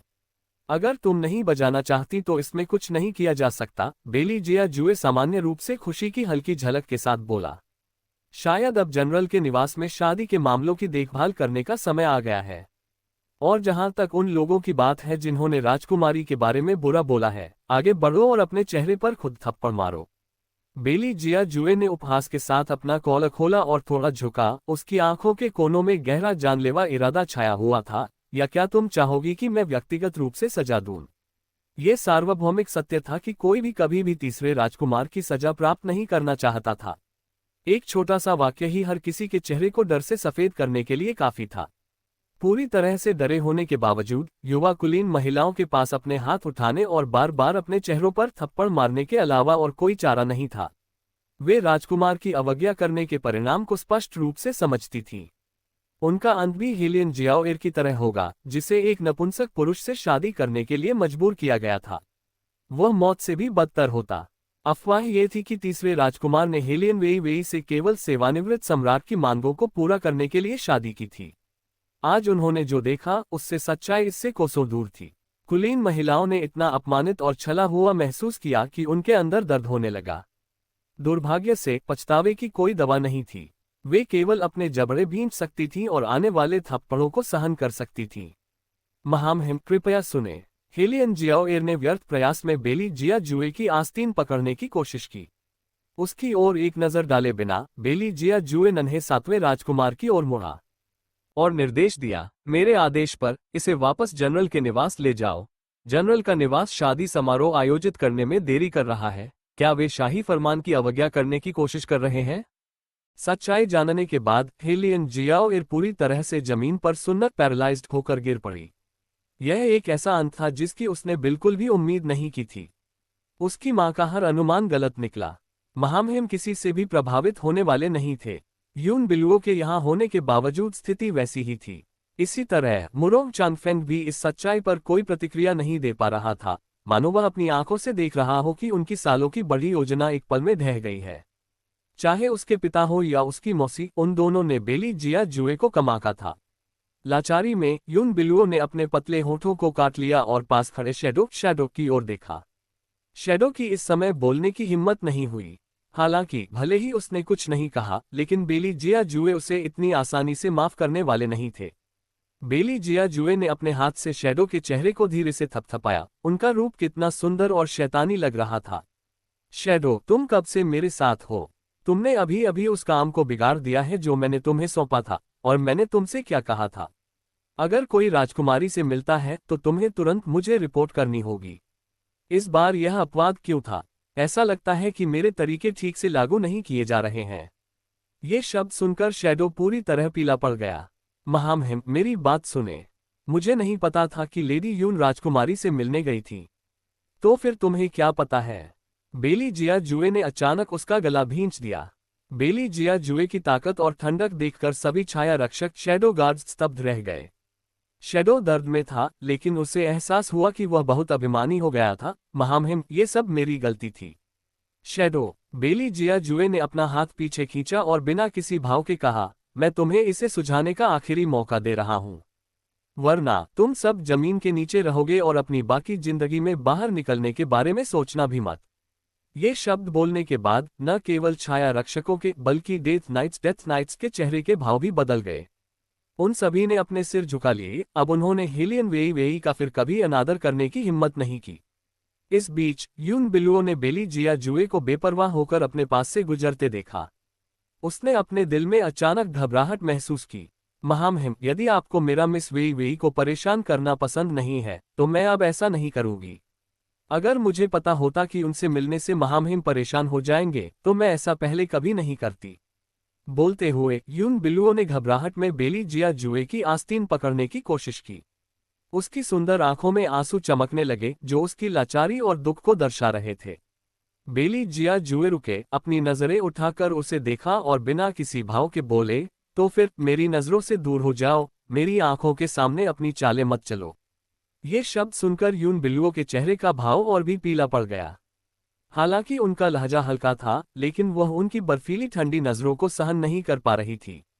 उसने डरते हुए सफाई दी, मैं तो बस मिलना चाहती थी। लेकिन बेली जिया जुए का उससे बात करने का बिल्कुल इरादा नहीं था। उनका लंबा और सीधा शरीर बस उसके पास से गुजर गया। यून बिलुओ ऐसे सिसकने लगी जैसे उसके साथ बहुत अन्याय हुआ हो। उसका पीला और नाजुक चेहरा दूसरों की सहानुभूति जगाने वाला था। हेलियन वेई हिलने डुलने में असमर्थ थी, लेकिन वह अभी भी सुन सकती थी। उसने अपनी भौहें चढ़ाईं और अपनी ओर आते हुए बेली जिया जुए को घूरने लगी। उसने कुछ नहीं कहा क्योंकि उसके पेट में जबरदस्त दर्द हो रहा था। वह इतने दर्द में थी कि उसके मन में पूरे समय केवल एक ही सवाल था, क्या आज तीसरे राजकुमार ने जो दृश्य पैदा किया था वह उसका बदला लेने की कोशिश थी? शायद ऐसा ही था, लेकिन यह पहली बार था जब उसने उनसे इतने सारे शब्द सुने थे। उनका हर एक वाक्य उसके हाथों से दिए गए शारीरिक दर्द से कहीं ज्यादा चुभने वाला था। कम से कम वह केवल शब्दों से किसी व्यक्ति को रुला नहीं सकती थी। पर क्या यून बिलुओ वह नहीं थी जिसे वह सबसे ज्यादा प्यार करते थे? क्या प्यार की वजह से नफरत पैदा हुई थी? हेलियन वेई ने फिर से अपनी भौहें चढ़ाईं। शैडो, बेली जिया जुए कदम बढ़ाते हुए हेलियन वेई के सामने आ गए। अपनी आंखें अभी भी उस पर टिकाए हुए उन्होंने अपने पास वाले व्यक्ति को निर्देश दिया, तुम बाकी का मामला संभालो, मुझे अभी राजकुमारी के साथ महत्वपूर्ण मामलों पर चर्चा करनी है। हेलियन वेई, चर्चा? किस बात की चर्चा? तुम्हारे अंदर मुझसे अपनी मर्जी से मिलने और फिर बिछड़ने की हिम्मत तो है, लेकिन अब तुम मेरी तरफ देखने की हिम्मत भी नहीं कर पा रही हो। उस आदमी की आवाज उसके कानों में गूंजी। अपने दिल में हेलियन वेई ने सोचा कि उसकी गतिविधियां स्पष्ट रूप से बॉडी रिस्ट्रिक्शन स्पेल, शरीर बंधन मंत्र द्वारा बाधित थीं। इसी कारण वह हिलने डुलने में असमर्थ थी। इसमें हिम्मत जैसी कोई बात नहीं थी। क्या मैंने तुमसे पहले कभी कहा है कि तुम्हारा यह नन्हा सा दिमाग पूरी तरह बेकार है? उनके लहजे में व्यंग्य था। हेलियन वेई ने केवल एक हल्की सी हूं में उत्तर दिया। वैसे भी ये पहली बार नहीं था जब उन्होंने उसकी बुद्धिमत्ता का मजाक उड़ाया हो। जब दूसरे लोग यहाँ तुम्हारा आदमी चुराने आए थे तब तुम्हारा वह निडर और बहादुर रवैया कहाँ गया था? इस क्षण बेली जिया जुए की सुरीली आवाज थोड़ी अजीब लग रही थी।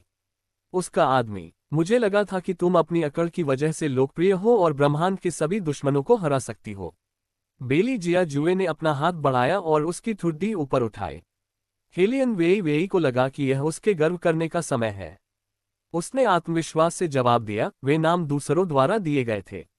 जैसे ही उसने अपनी बात पूरी की, उसने महसूस किया कि बेली जिया जुए की नज़र पहले से भी ज्यादा ठंडी थी। कुछ देर सोचने के बाद उसने आगे कहा, वास्तव में मैं वैसी ही हूँ, निश्चित रूप से मैं कभी किसी को अपनी चीजें ले जाने की अनुमति नहीं दूंगी, इसलिए मैंने पहले ही सारा हिसाब चुकता कर दिया है। लेडी यून का मेरे साथ व्यवहार करते समय भी कोई बहुत अच्छा नहीं बीता। उसे वैसे भी केवल सच बोलना था, सो उसने बोल दिया। कौन जानता था, उसकी प्रतिक्रिया सुनकर बेली जिया जुए गुस्सा होने के बजाय हंस दिए। फिर उन्होंने आगे कहा, अगर कभी दोबारा ऐसी स्थिति आए तो तुम्हें बस अपनी पहचान उजागर करने की जरूरत है। याद रखो कि तुम तीसरी राजकुमारी, थर्ड प्रिंसेस कॉन्सॉर्ट हो और यहाँ कोई और नहीं। बोलते हुए उनकी नजरों ने हल्के से भीड़ का जायजा लिया। कुछ ही समय पहले उन्होंने तीसरे राजकुमार की पौराणिक रणनीतियों को देखा था, इसलिए किसी भी व्यक्ति में अपना सिर उठाने का साहस नहीं था। शैडो चीजों को निपटाने के लिए रुक गया, जबकि बाकी सभी असामान्य रूप से अच्छे व्यवहार कर रहे थे। किंग झान पूरे समय एक तरफ खड़ा था और उसके दिल में आश्चर्य के अलावा कुछ नहीं था। यह पहली बार था जब उसने महामहिम को सार्वजनिक रूप से किसी के पक्ष में खड़ा देखा था। इसके अलावा ऐसा लग रहा था कि वह विशेष रूप से राजकुमारी की मदद करने आए थे। खैर, अकादमी के छात्र आखिरकार अब तमीजदार हो गए थे। दूसरी ओर सभी आंगन के स्वामी मास्टर्स बेली जिया जुए से अकेले में मिलना चाहते थे।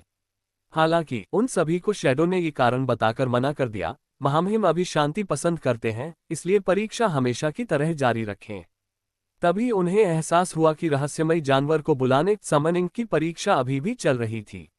लेकिन निर्विवाद रूप से हेलियन वेई वेई, जो ड्रैगन गॉड को बुलाने में सफल रही थी, पहले ही अंतिम विजेता बन चुकी थी। ड्रैगन गॉड सार्थक आंखों के साथ इंफीरियर कंपाउंड के ऊपर मंडरा रहा था। अकारण ही उसे निरंतर महसूस हो रहा था कि अंदर वाला आदमी परिचित है। ये परिचित एहसास उसे बहुत परेशान कर रहा था। हालांकि वह जानता था कि अगर वह इसी तरह उड़ता रहा तो इससे हेलियन वेई वेई के लिए परेशानी खड़ी हो जाएगी। इसलिए बेहतर था कि वह पहले झील में चला जाए और भीड़ के कम होने का इंतजार करे। इतने लंबे समय तक दबे रहने के बाद उसे अपनी शक्ति को फिर से पाने की भी जरूरत थी। कमरे के अंदर माथे पर पसीने के साथ हेलियन वेई वेई कंबल को कसकर पकड़े हुए थी। उसने बेली जिया जुए की ओर देखा जिसने उसे कोने में घेर लिया था। वह उनका असली इरादा नहीं समझ पा रही थी। मुझे बताओ, हमें समझौता अग्रीमेंट खत्म करने की जरूरत क्यों है? बेली जिया जुए ने धीमी आवाज में कहा। ठंडे लहजे के बीच उपहास के निशान थे। अगर तुम मुझे इतनी बेताबी से छोड़ना चाहती हो तो तुम्हारे पास कम से कम एक कारण तो होना ही चाहिए। हेलियन वेई वेई ने अपने बाएं हाथ की ओर देखा जिसे उसने पकड़ रखा था। अगर मेरा कारण पर्याप्त ठोस हो तो क्या आप मुझे छोड़ देंगे? तो तुम्हारी सच में मुझे छोड़ने की इच्छा है? बेली जिया जुए की थोड़ी सिकुड़ी हुई आंखें अचानक गहरी हो गईं। उसकी आंखों में उमड़ती गहराई को देखकर हेलियन वेई वेई थोड़ा बेचैन महसूस करने लगी। उसने अनजाने में बेली जिया जुए से अपनी नजरें हटा लीं। मेरी तरफ देखो और मुझे बताओ कि तुम्हारे विचार क्या हैं। उसकी गहरी आवाज में संयमित अप्रसन्नता का भाव था। अचानक उसकी कमर को घेरे हुए हाथ की पकड़ और मजबूत हो गई। ताकत इतनी अधिक थी कि हेलियन वेई वेई को अपनी कमर के आसपास हल्का दर्द महसूस हुआ।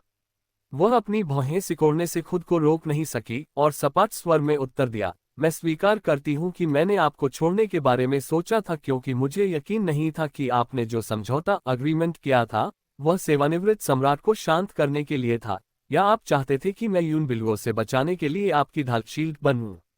यदि यह पहला कारण होता तो मैं कुछ हद तक समझ सकती थी, लेकिन अगर ये दूसरा कारण था तो मुझे अपने भविष्य पर पुनर्विचार करने और अपने लिए कोई और रास्ता खोजने की जरूरत थी।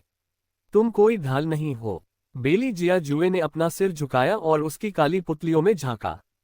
उसके भाव जटिल थे, लेकिन उन्होंने हेलियन वेई वेई से कुछ छिपाया नहीं। तुम मेरा शिकार प्रेक हो, वह शिकार जो मुझे सबसे ज्यादा आकर्षित करता है। दर्द से सिर चकराते हुए हेलियन वेई वेई ने अपने पेट को मला। हाँ, मुझे पता है। वह जब चाहे उसे बंद कर देता था। ये स्पष्ट था कि उसने उसे अपना शिकार मान लिया था।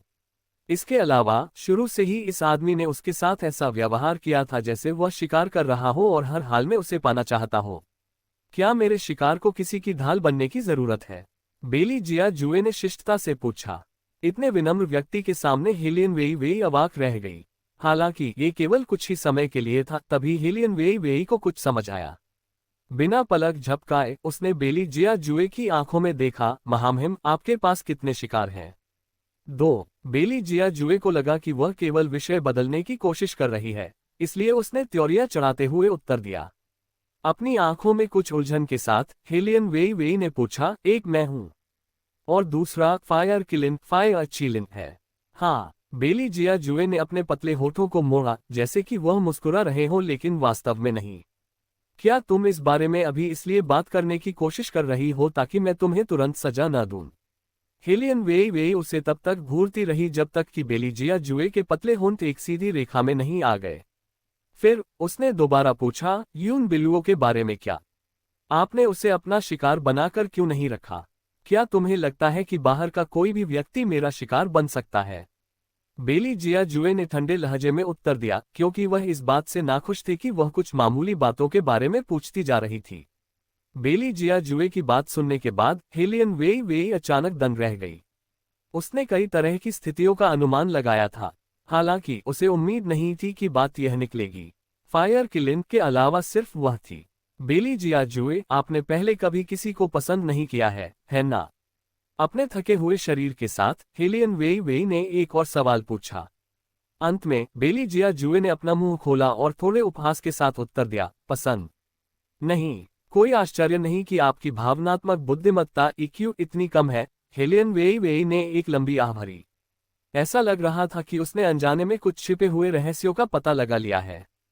तो शायद यही कारण था कि महामहिम ने उसके साथ दूसरों से थोड़ा अलग व्यवहार किया था। हालांकि ऐसा विचार आत्ममुग्धता नार्सिसिस्टिक जैसा था, लेकिन वह इसे इसी तरह समझ सकती थी। हेलियन वेई वेई पहले एक ऐसे मामले में शामिल थी जहां सीरियल किलर की मानसिकता भी ऐसी ही थी। जिन्हें वह पसंद करता था वे उसके शिकार होते थे। बेशक वह ये नहीं कह रही थी कि बेली जिया जुए में सीरियल किलर बनने की प्रवृत्ति थी। नहीं, और अधिक सोचने के बाद उनमें वह क्षमता तो थी। खैर, हेलियन वेई वेई को नहीं पता था कि उसका चेहरा अचानक क्यों जल रहा, शर्म से लाल हो रहा था, लेकिन उसने अपना गला साफ किया और बोली, मैंने आसपास के लोगों से सुना है कि आपने बचपन से ही यून बिल्लुओं के साथ अलग व्यवहार किया था। आपने उसे बस अपना शिकार बनाकर क्यों नहीं रखा? वह मेरी रानी माँ द्वारा नियुक्त की गई एक सेविका थी। बेली जिया जुए ने पहले एक संक्षिप्त उत्तर दिया, फिर लापरवाही से जारी रखा, इसके अलावा जब मैं छोटा था तो मुझे शिकार पालने में कोई दिलचस्पी नहीं थी, मुझे केवल लोगों को मारने में दिलचस्पी थी। हेलियन वेई वेई, महामहिम, आपका बचपन वास्तव में कैसा था? बेली जिया जुए को लगा कि हेलियन वेई वेई ने कुछ नहीं कहा, तो उसने सोचा कि शायद वह उसके किए पर शर्मिंदा महसूस कर रही है। उसकी मुस्कान और ठंडी हो गई। क्यों, ये सब जानने के बाद तुम्हें असहज महसूस हो रहा है? नहीं। बेली जिया जुए को जवाब देने के बाद उसने अनजाने में यंग मास्टर तांग के बारे में सोचा। जब तक कि कोई और विकल्प न हो, कोई भी कम उम्र में मारना सीखना नहीं चाहेगा। काफी सोच विचार के बाद उसने आगे कहा, मुझे पता है कि महल कोई साधारण जगह नहीं है, आप बस अपनी रक्षा करने की कोशिश कर रहे थे। बेली जिया जुए विस्मय में खड़े रह गए, किसी और कारण से नहीं, बल्कि इसलिए कि उनके सामने खड़ी महिला उन शब्दों को कहते हुए उनके सिर को थपथपा रही थी। इसलिए जिस शिकार पर उनकी नजर थी वह वास्तव में दिलचस्प थी। वह इस हद तक दिलचस्प थी कि वह अब उसे जाने नहीं देना चाहते थे। हेलियन वेई वेई को भी लगा कि किसी व्यक्ति को दिलासा देने का उसका तरीका बहुत सीधा है और यह महामहिम के लिए उपयुक्त नहीं है। लेकिन वह पहले ही हाथ बढ़ा चुकी थी और उस समय अपना हाथ पीछे नहीं खींच सकती थी। इसके अलावा उसके पेट में इतना दर्द हो रहा था कि उसका चेहरा पीला पड़ गया। दरअसल मेरी तबीयत ठीक नहीं है। तुम्हारे शरीर के किस हिस्से में दर्द हो रहा है? बेली जिया जुए ने अपनी उंगलियां हिलाते हुए पूछा। हेलियन वेई वेई ने उसे तुरंत रोक दिया। आपको मुझे खोलने मंत्र से मुक्त करने की जरूरत नहीं है, लेकिन मुझे आपको बताना होगा कि पीरियड्स के कारण मेरा गाउन गंदा हो सकता है। बेली जिया जुए लोगों की पीड़ा के प्रति कितने भी अनभिज्ञ क्यों न हो, उन्हें पता था कि पीरियड क्या होता है। अपनी भौहें सिकोड़ते हुए वह बिस्तर से उठ गए। हेलियन वेई वेई को नहीं पता था कि वह क्या करने जा रहे हैं, लेकिन उन्होंने वास्तव में उसे जाने से पहले मुक्त नहीं किया। वह संघर्ष करने के लिए बहुत आलसी भी महसूस कर रही थी, खासकर बेली जिया जुए के विचारों पर अटकलें लगाने के बाद। अगर वह संघर्ष जारी रखती तो यह उसकी ऊर्जा की बर्बादी ही होती। हालांकि वह बेली जिया जुए को बेताबी से बताना चाहती थी कि वह एक इंसान है और फायर किलिन से पूरी तरह अलग तरह की प्राणी है, लेकिन उसने अंदाजा लगाया कि अगर उसने अपनी राय जाहिर की भी तो महामहिम वैसे भी उसे नहीं समझेंगे। उसके लिए बेहतर यही था कि वह एक अच्छी नींद ले ले। हेलियन वेई वेई करवट लेकर सो गई और अपने हाथ अपने पेट पर रख लिए। वह काफी बीमार महसूस कर रही थी, उसके माथे से ठंडा पसीना बह रहा था जैसे कि वह हवा में तैर रही हो। जब किंग झान उसके बाहरी कपड़े बदलने आए तो वह जागी हुई थी। उसके बाद उसने बाहर से रुक रुक कर आती आवाजें सुनी। वह चाहती थी कि वे आवाज कम करें, लेकिन वह बोलने के लिए बहुत थकी हुई थी। उन्हें जो करना है करने दो।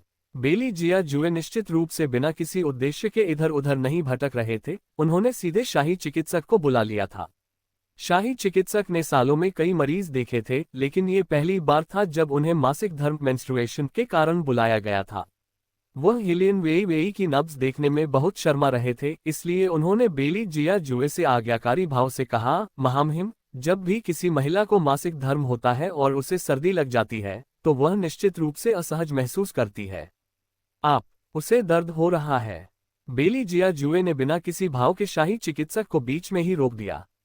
शाही चिकित्सक बेली जिया जुए की नजर देखकर अपने सिर में सुन्नता महसूस कर सकते थे। उन्होंने अपना माथा पोंछने के लिए हाथ बढ़ाया। खैर, ये निर्विवाद है कि कुछ महिलाओं को अधिक कष्ट होता है।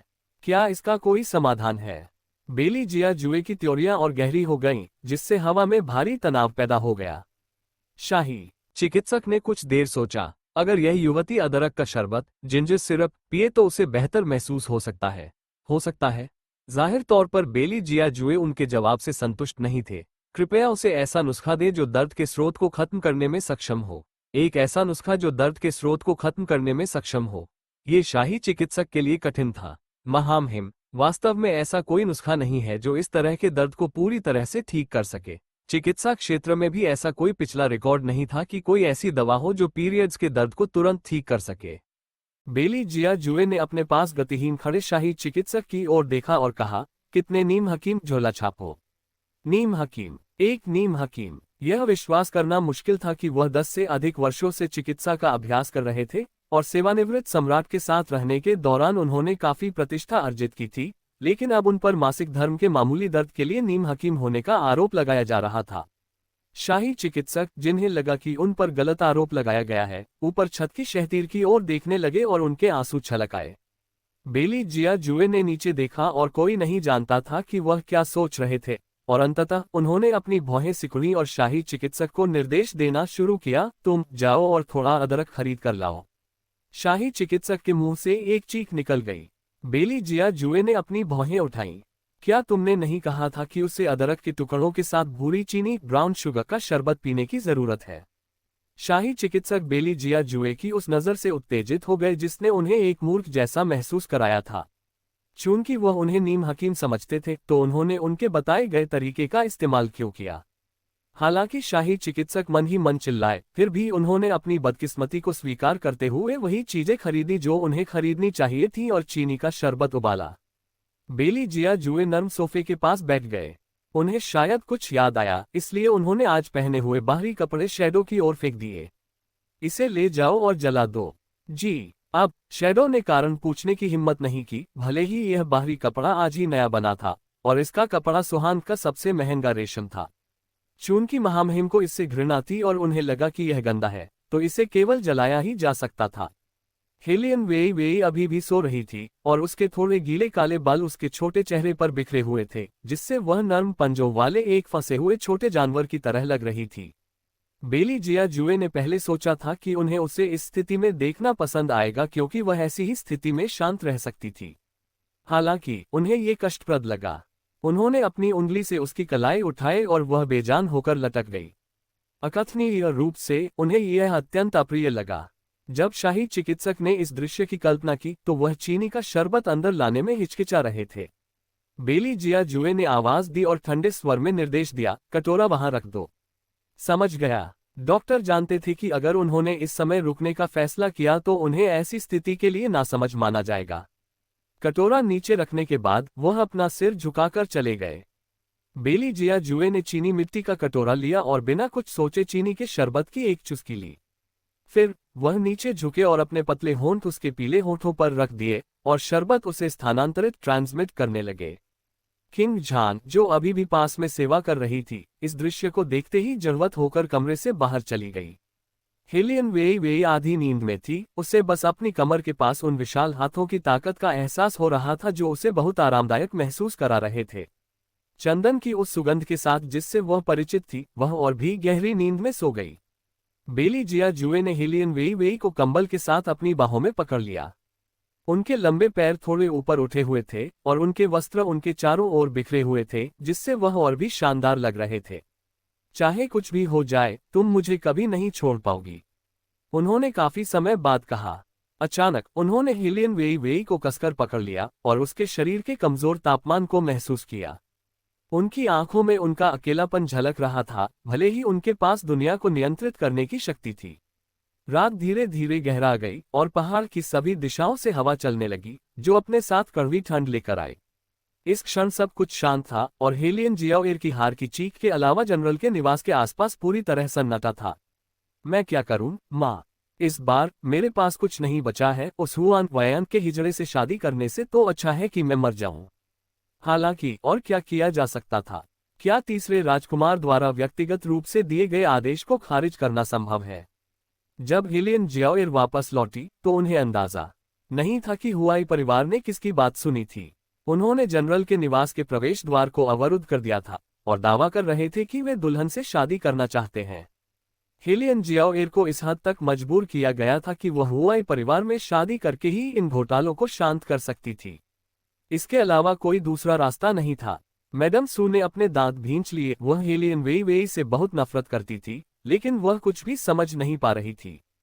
हेलियन गुआंग याओ ने अपनी तिरछी आंखों से माँ और बेटी को देखा। वह शुरू में अपने घर के आंतरिक मामलों की परवाह नहीं करना चाहते थे, लेकिन अब अगर वह इसकी देखभाल नहीं करने वाले थे तो उनकी सबसे प्यारी बेटी वास्तव में बर्बाद हो जाएगी। यही मुख्य कारण नहीं था। शुरू से ही हेलियन गुआंग याओ ने हमेशा उम्मीद की थी कि हेलियन जियाओएर एक अच्छे परिवार में शादी करे, इसलिए बचपन से ही उसकी सावधानीपूर्वक देखभाल की गई थी। वह सब अब इस व्यक्ति वेई वेई द्वारा बर्बाद कर दिया गया था।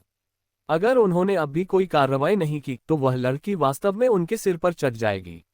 यह एक ऐसी चीज थी जिसे हेलियन गुआंग याओ सहन नहीं कर सकते थे।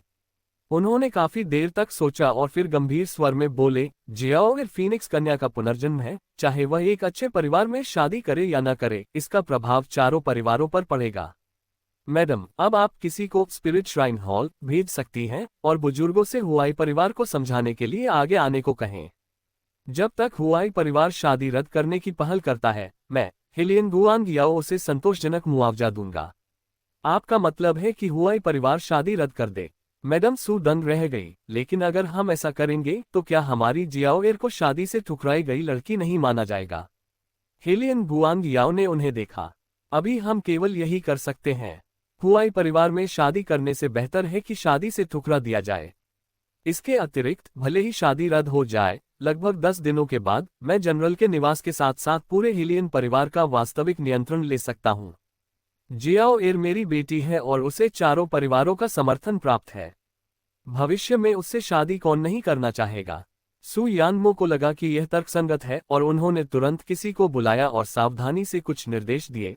फिर उन्होंने टिप्पणी की, पुराने स्वामी, मुझे वास्तव में समझ नहीं आता कि वे हमेशा हमारी जियाओएर से क्यों लड़ना चाहती है और हर बार वह उसे इतना चोट पहुंचाती है। मैं एक माँ हूँ और मैं गुस्से में और चिढ़ी हुई हूँ, लेकिन मुझे उससे निपटने का कोई रास्ता नहीं सूझ रहा है। पुराने स्वामी, आपने एक बार कहा था कि उसकी जान बचाई जानी चाहिए क्योंकि आखिरकार एक क्रूर बाघ भी अपने शावकों को नहीं खाता। हालांकि वे की वर्तमान स्थिति को देखें तो वह निश्चित रूप से हमसे इस हद तक नफरत करती है कि वह हमें हर तरह से दुखी करना चाहती है। मैंने अपने भाई से सुना है कि न केवल जियाओएर ऐसी हो गई है, बल्कि उसने जियांगन में सू परिवार के व्यवसाय के लिए भी मुसीबत खड़ी कर दी है। पुराने स्वामी, आप अब उसे इस तरह और नहीं रहने दे सकते। हाँ पिता, आप अब उसे इस तरह और बढ़ावा नहीं दे सकते। हेलियन जियाओ फूट फूट कर रोने लगी और दयनीय दिखने लगी। उसका मन तीसरी बहन को चोट पहुंचाने से नहीं भरा और अब वह अभी भी मुझे नुकसान पहुंचाना चाहती है। वह हमेशा सोचती थी कि आपने उसके साथ बुरा व्यवहार किया, लेकिन वह इस तथ्य के बारे में सोचती तक नहीं कि अगर हमारे पिता नहीं होते तो वह पहले ही सड़क किनारे भूख से मर चुकी होती। वास्तव में मैं इन चीजों के लिए बड़ी बहन को दोष नहीं देना चाहती, लेकिन वह सच में बहुत आगे निकल गई है। मुझे पता है। हेलियन गुआंगियाओ ने अपनी आंखें उठाईं और कहा, पहले आपने कहा था कि उस लड़की की आत्मा को किसी और ने बदल दिया है। मैंने हमेशा इस बात को अपने मन में रखा है। मैंने इसकी जांच करने में मदद के लिए पहले ही किसी से संपर्क किया है। कुछ जानकारी पहले ही मिल चुकी है और वह संपर्क व्यक्ति व्हाइट अकादमी में भी प्रवेश कर चुका है। जहां तक अन्य मामलों की बात है, वह लड़की पारिवारिक चर्चा में हस्तक्षेप करना चाहती है ना? मैंने पहले से ही योजनाएं बना ली हैं। कुछ बुजुर्गों को रिश्वत देना बहुत सरल है, इस तथ्य का तो उल्लेख ही क्या करना कि सैन्य पद रखने वाला मैं अकेला व्यक्ति हूं। भले ही उस लड़की के पीछे तीसरा राजकुमार हो, इससे ज्यादा मदद नहीं मिलेगी। तुम बस इंतजार करो और देखो, उस दिन पारिवारिक बैठक के दौरान उसे कैसे अलग थलग कर दिया जाएगा। उसने सोचा कि वह ताकत और मार्शल आर्ट के साथ पद छीन सकती है। खैर, मैं उसे यह अवसर निश्चित रूप से नहीं दूंगा। जैसे ही सुयानमो ने ये सुना, वह खुशी से मुस्कुराई। पुराने स्वामी, मुझे पता है कि आपके पास हमेशा सबसे अच्छा विचार होता है। क्या उस छोटी बदमाश के पास जनरल के निवास को वापस लेने का कोई मौका है? बिल्कुल नहीं।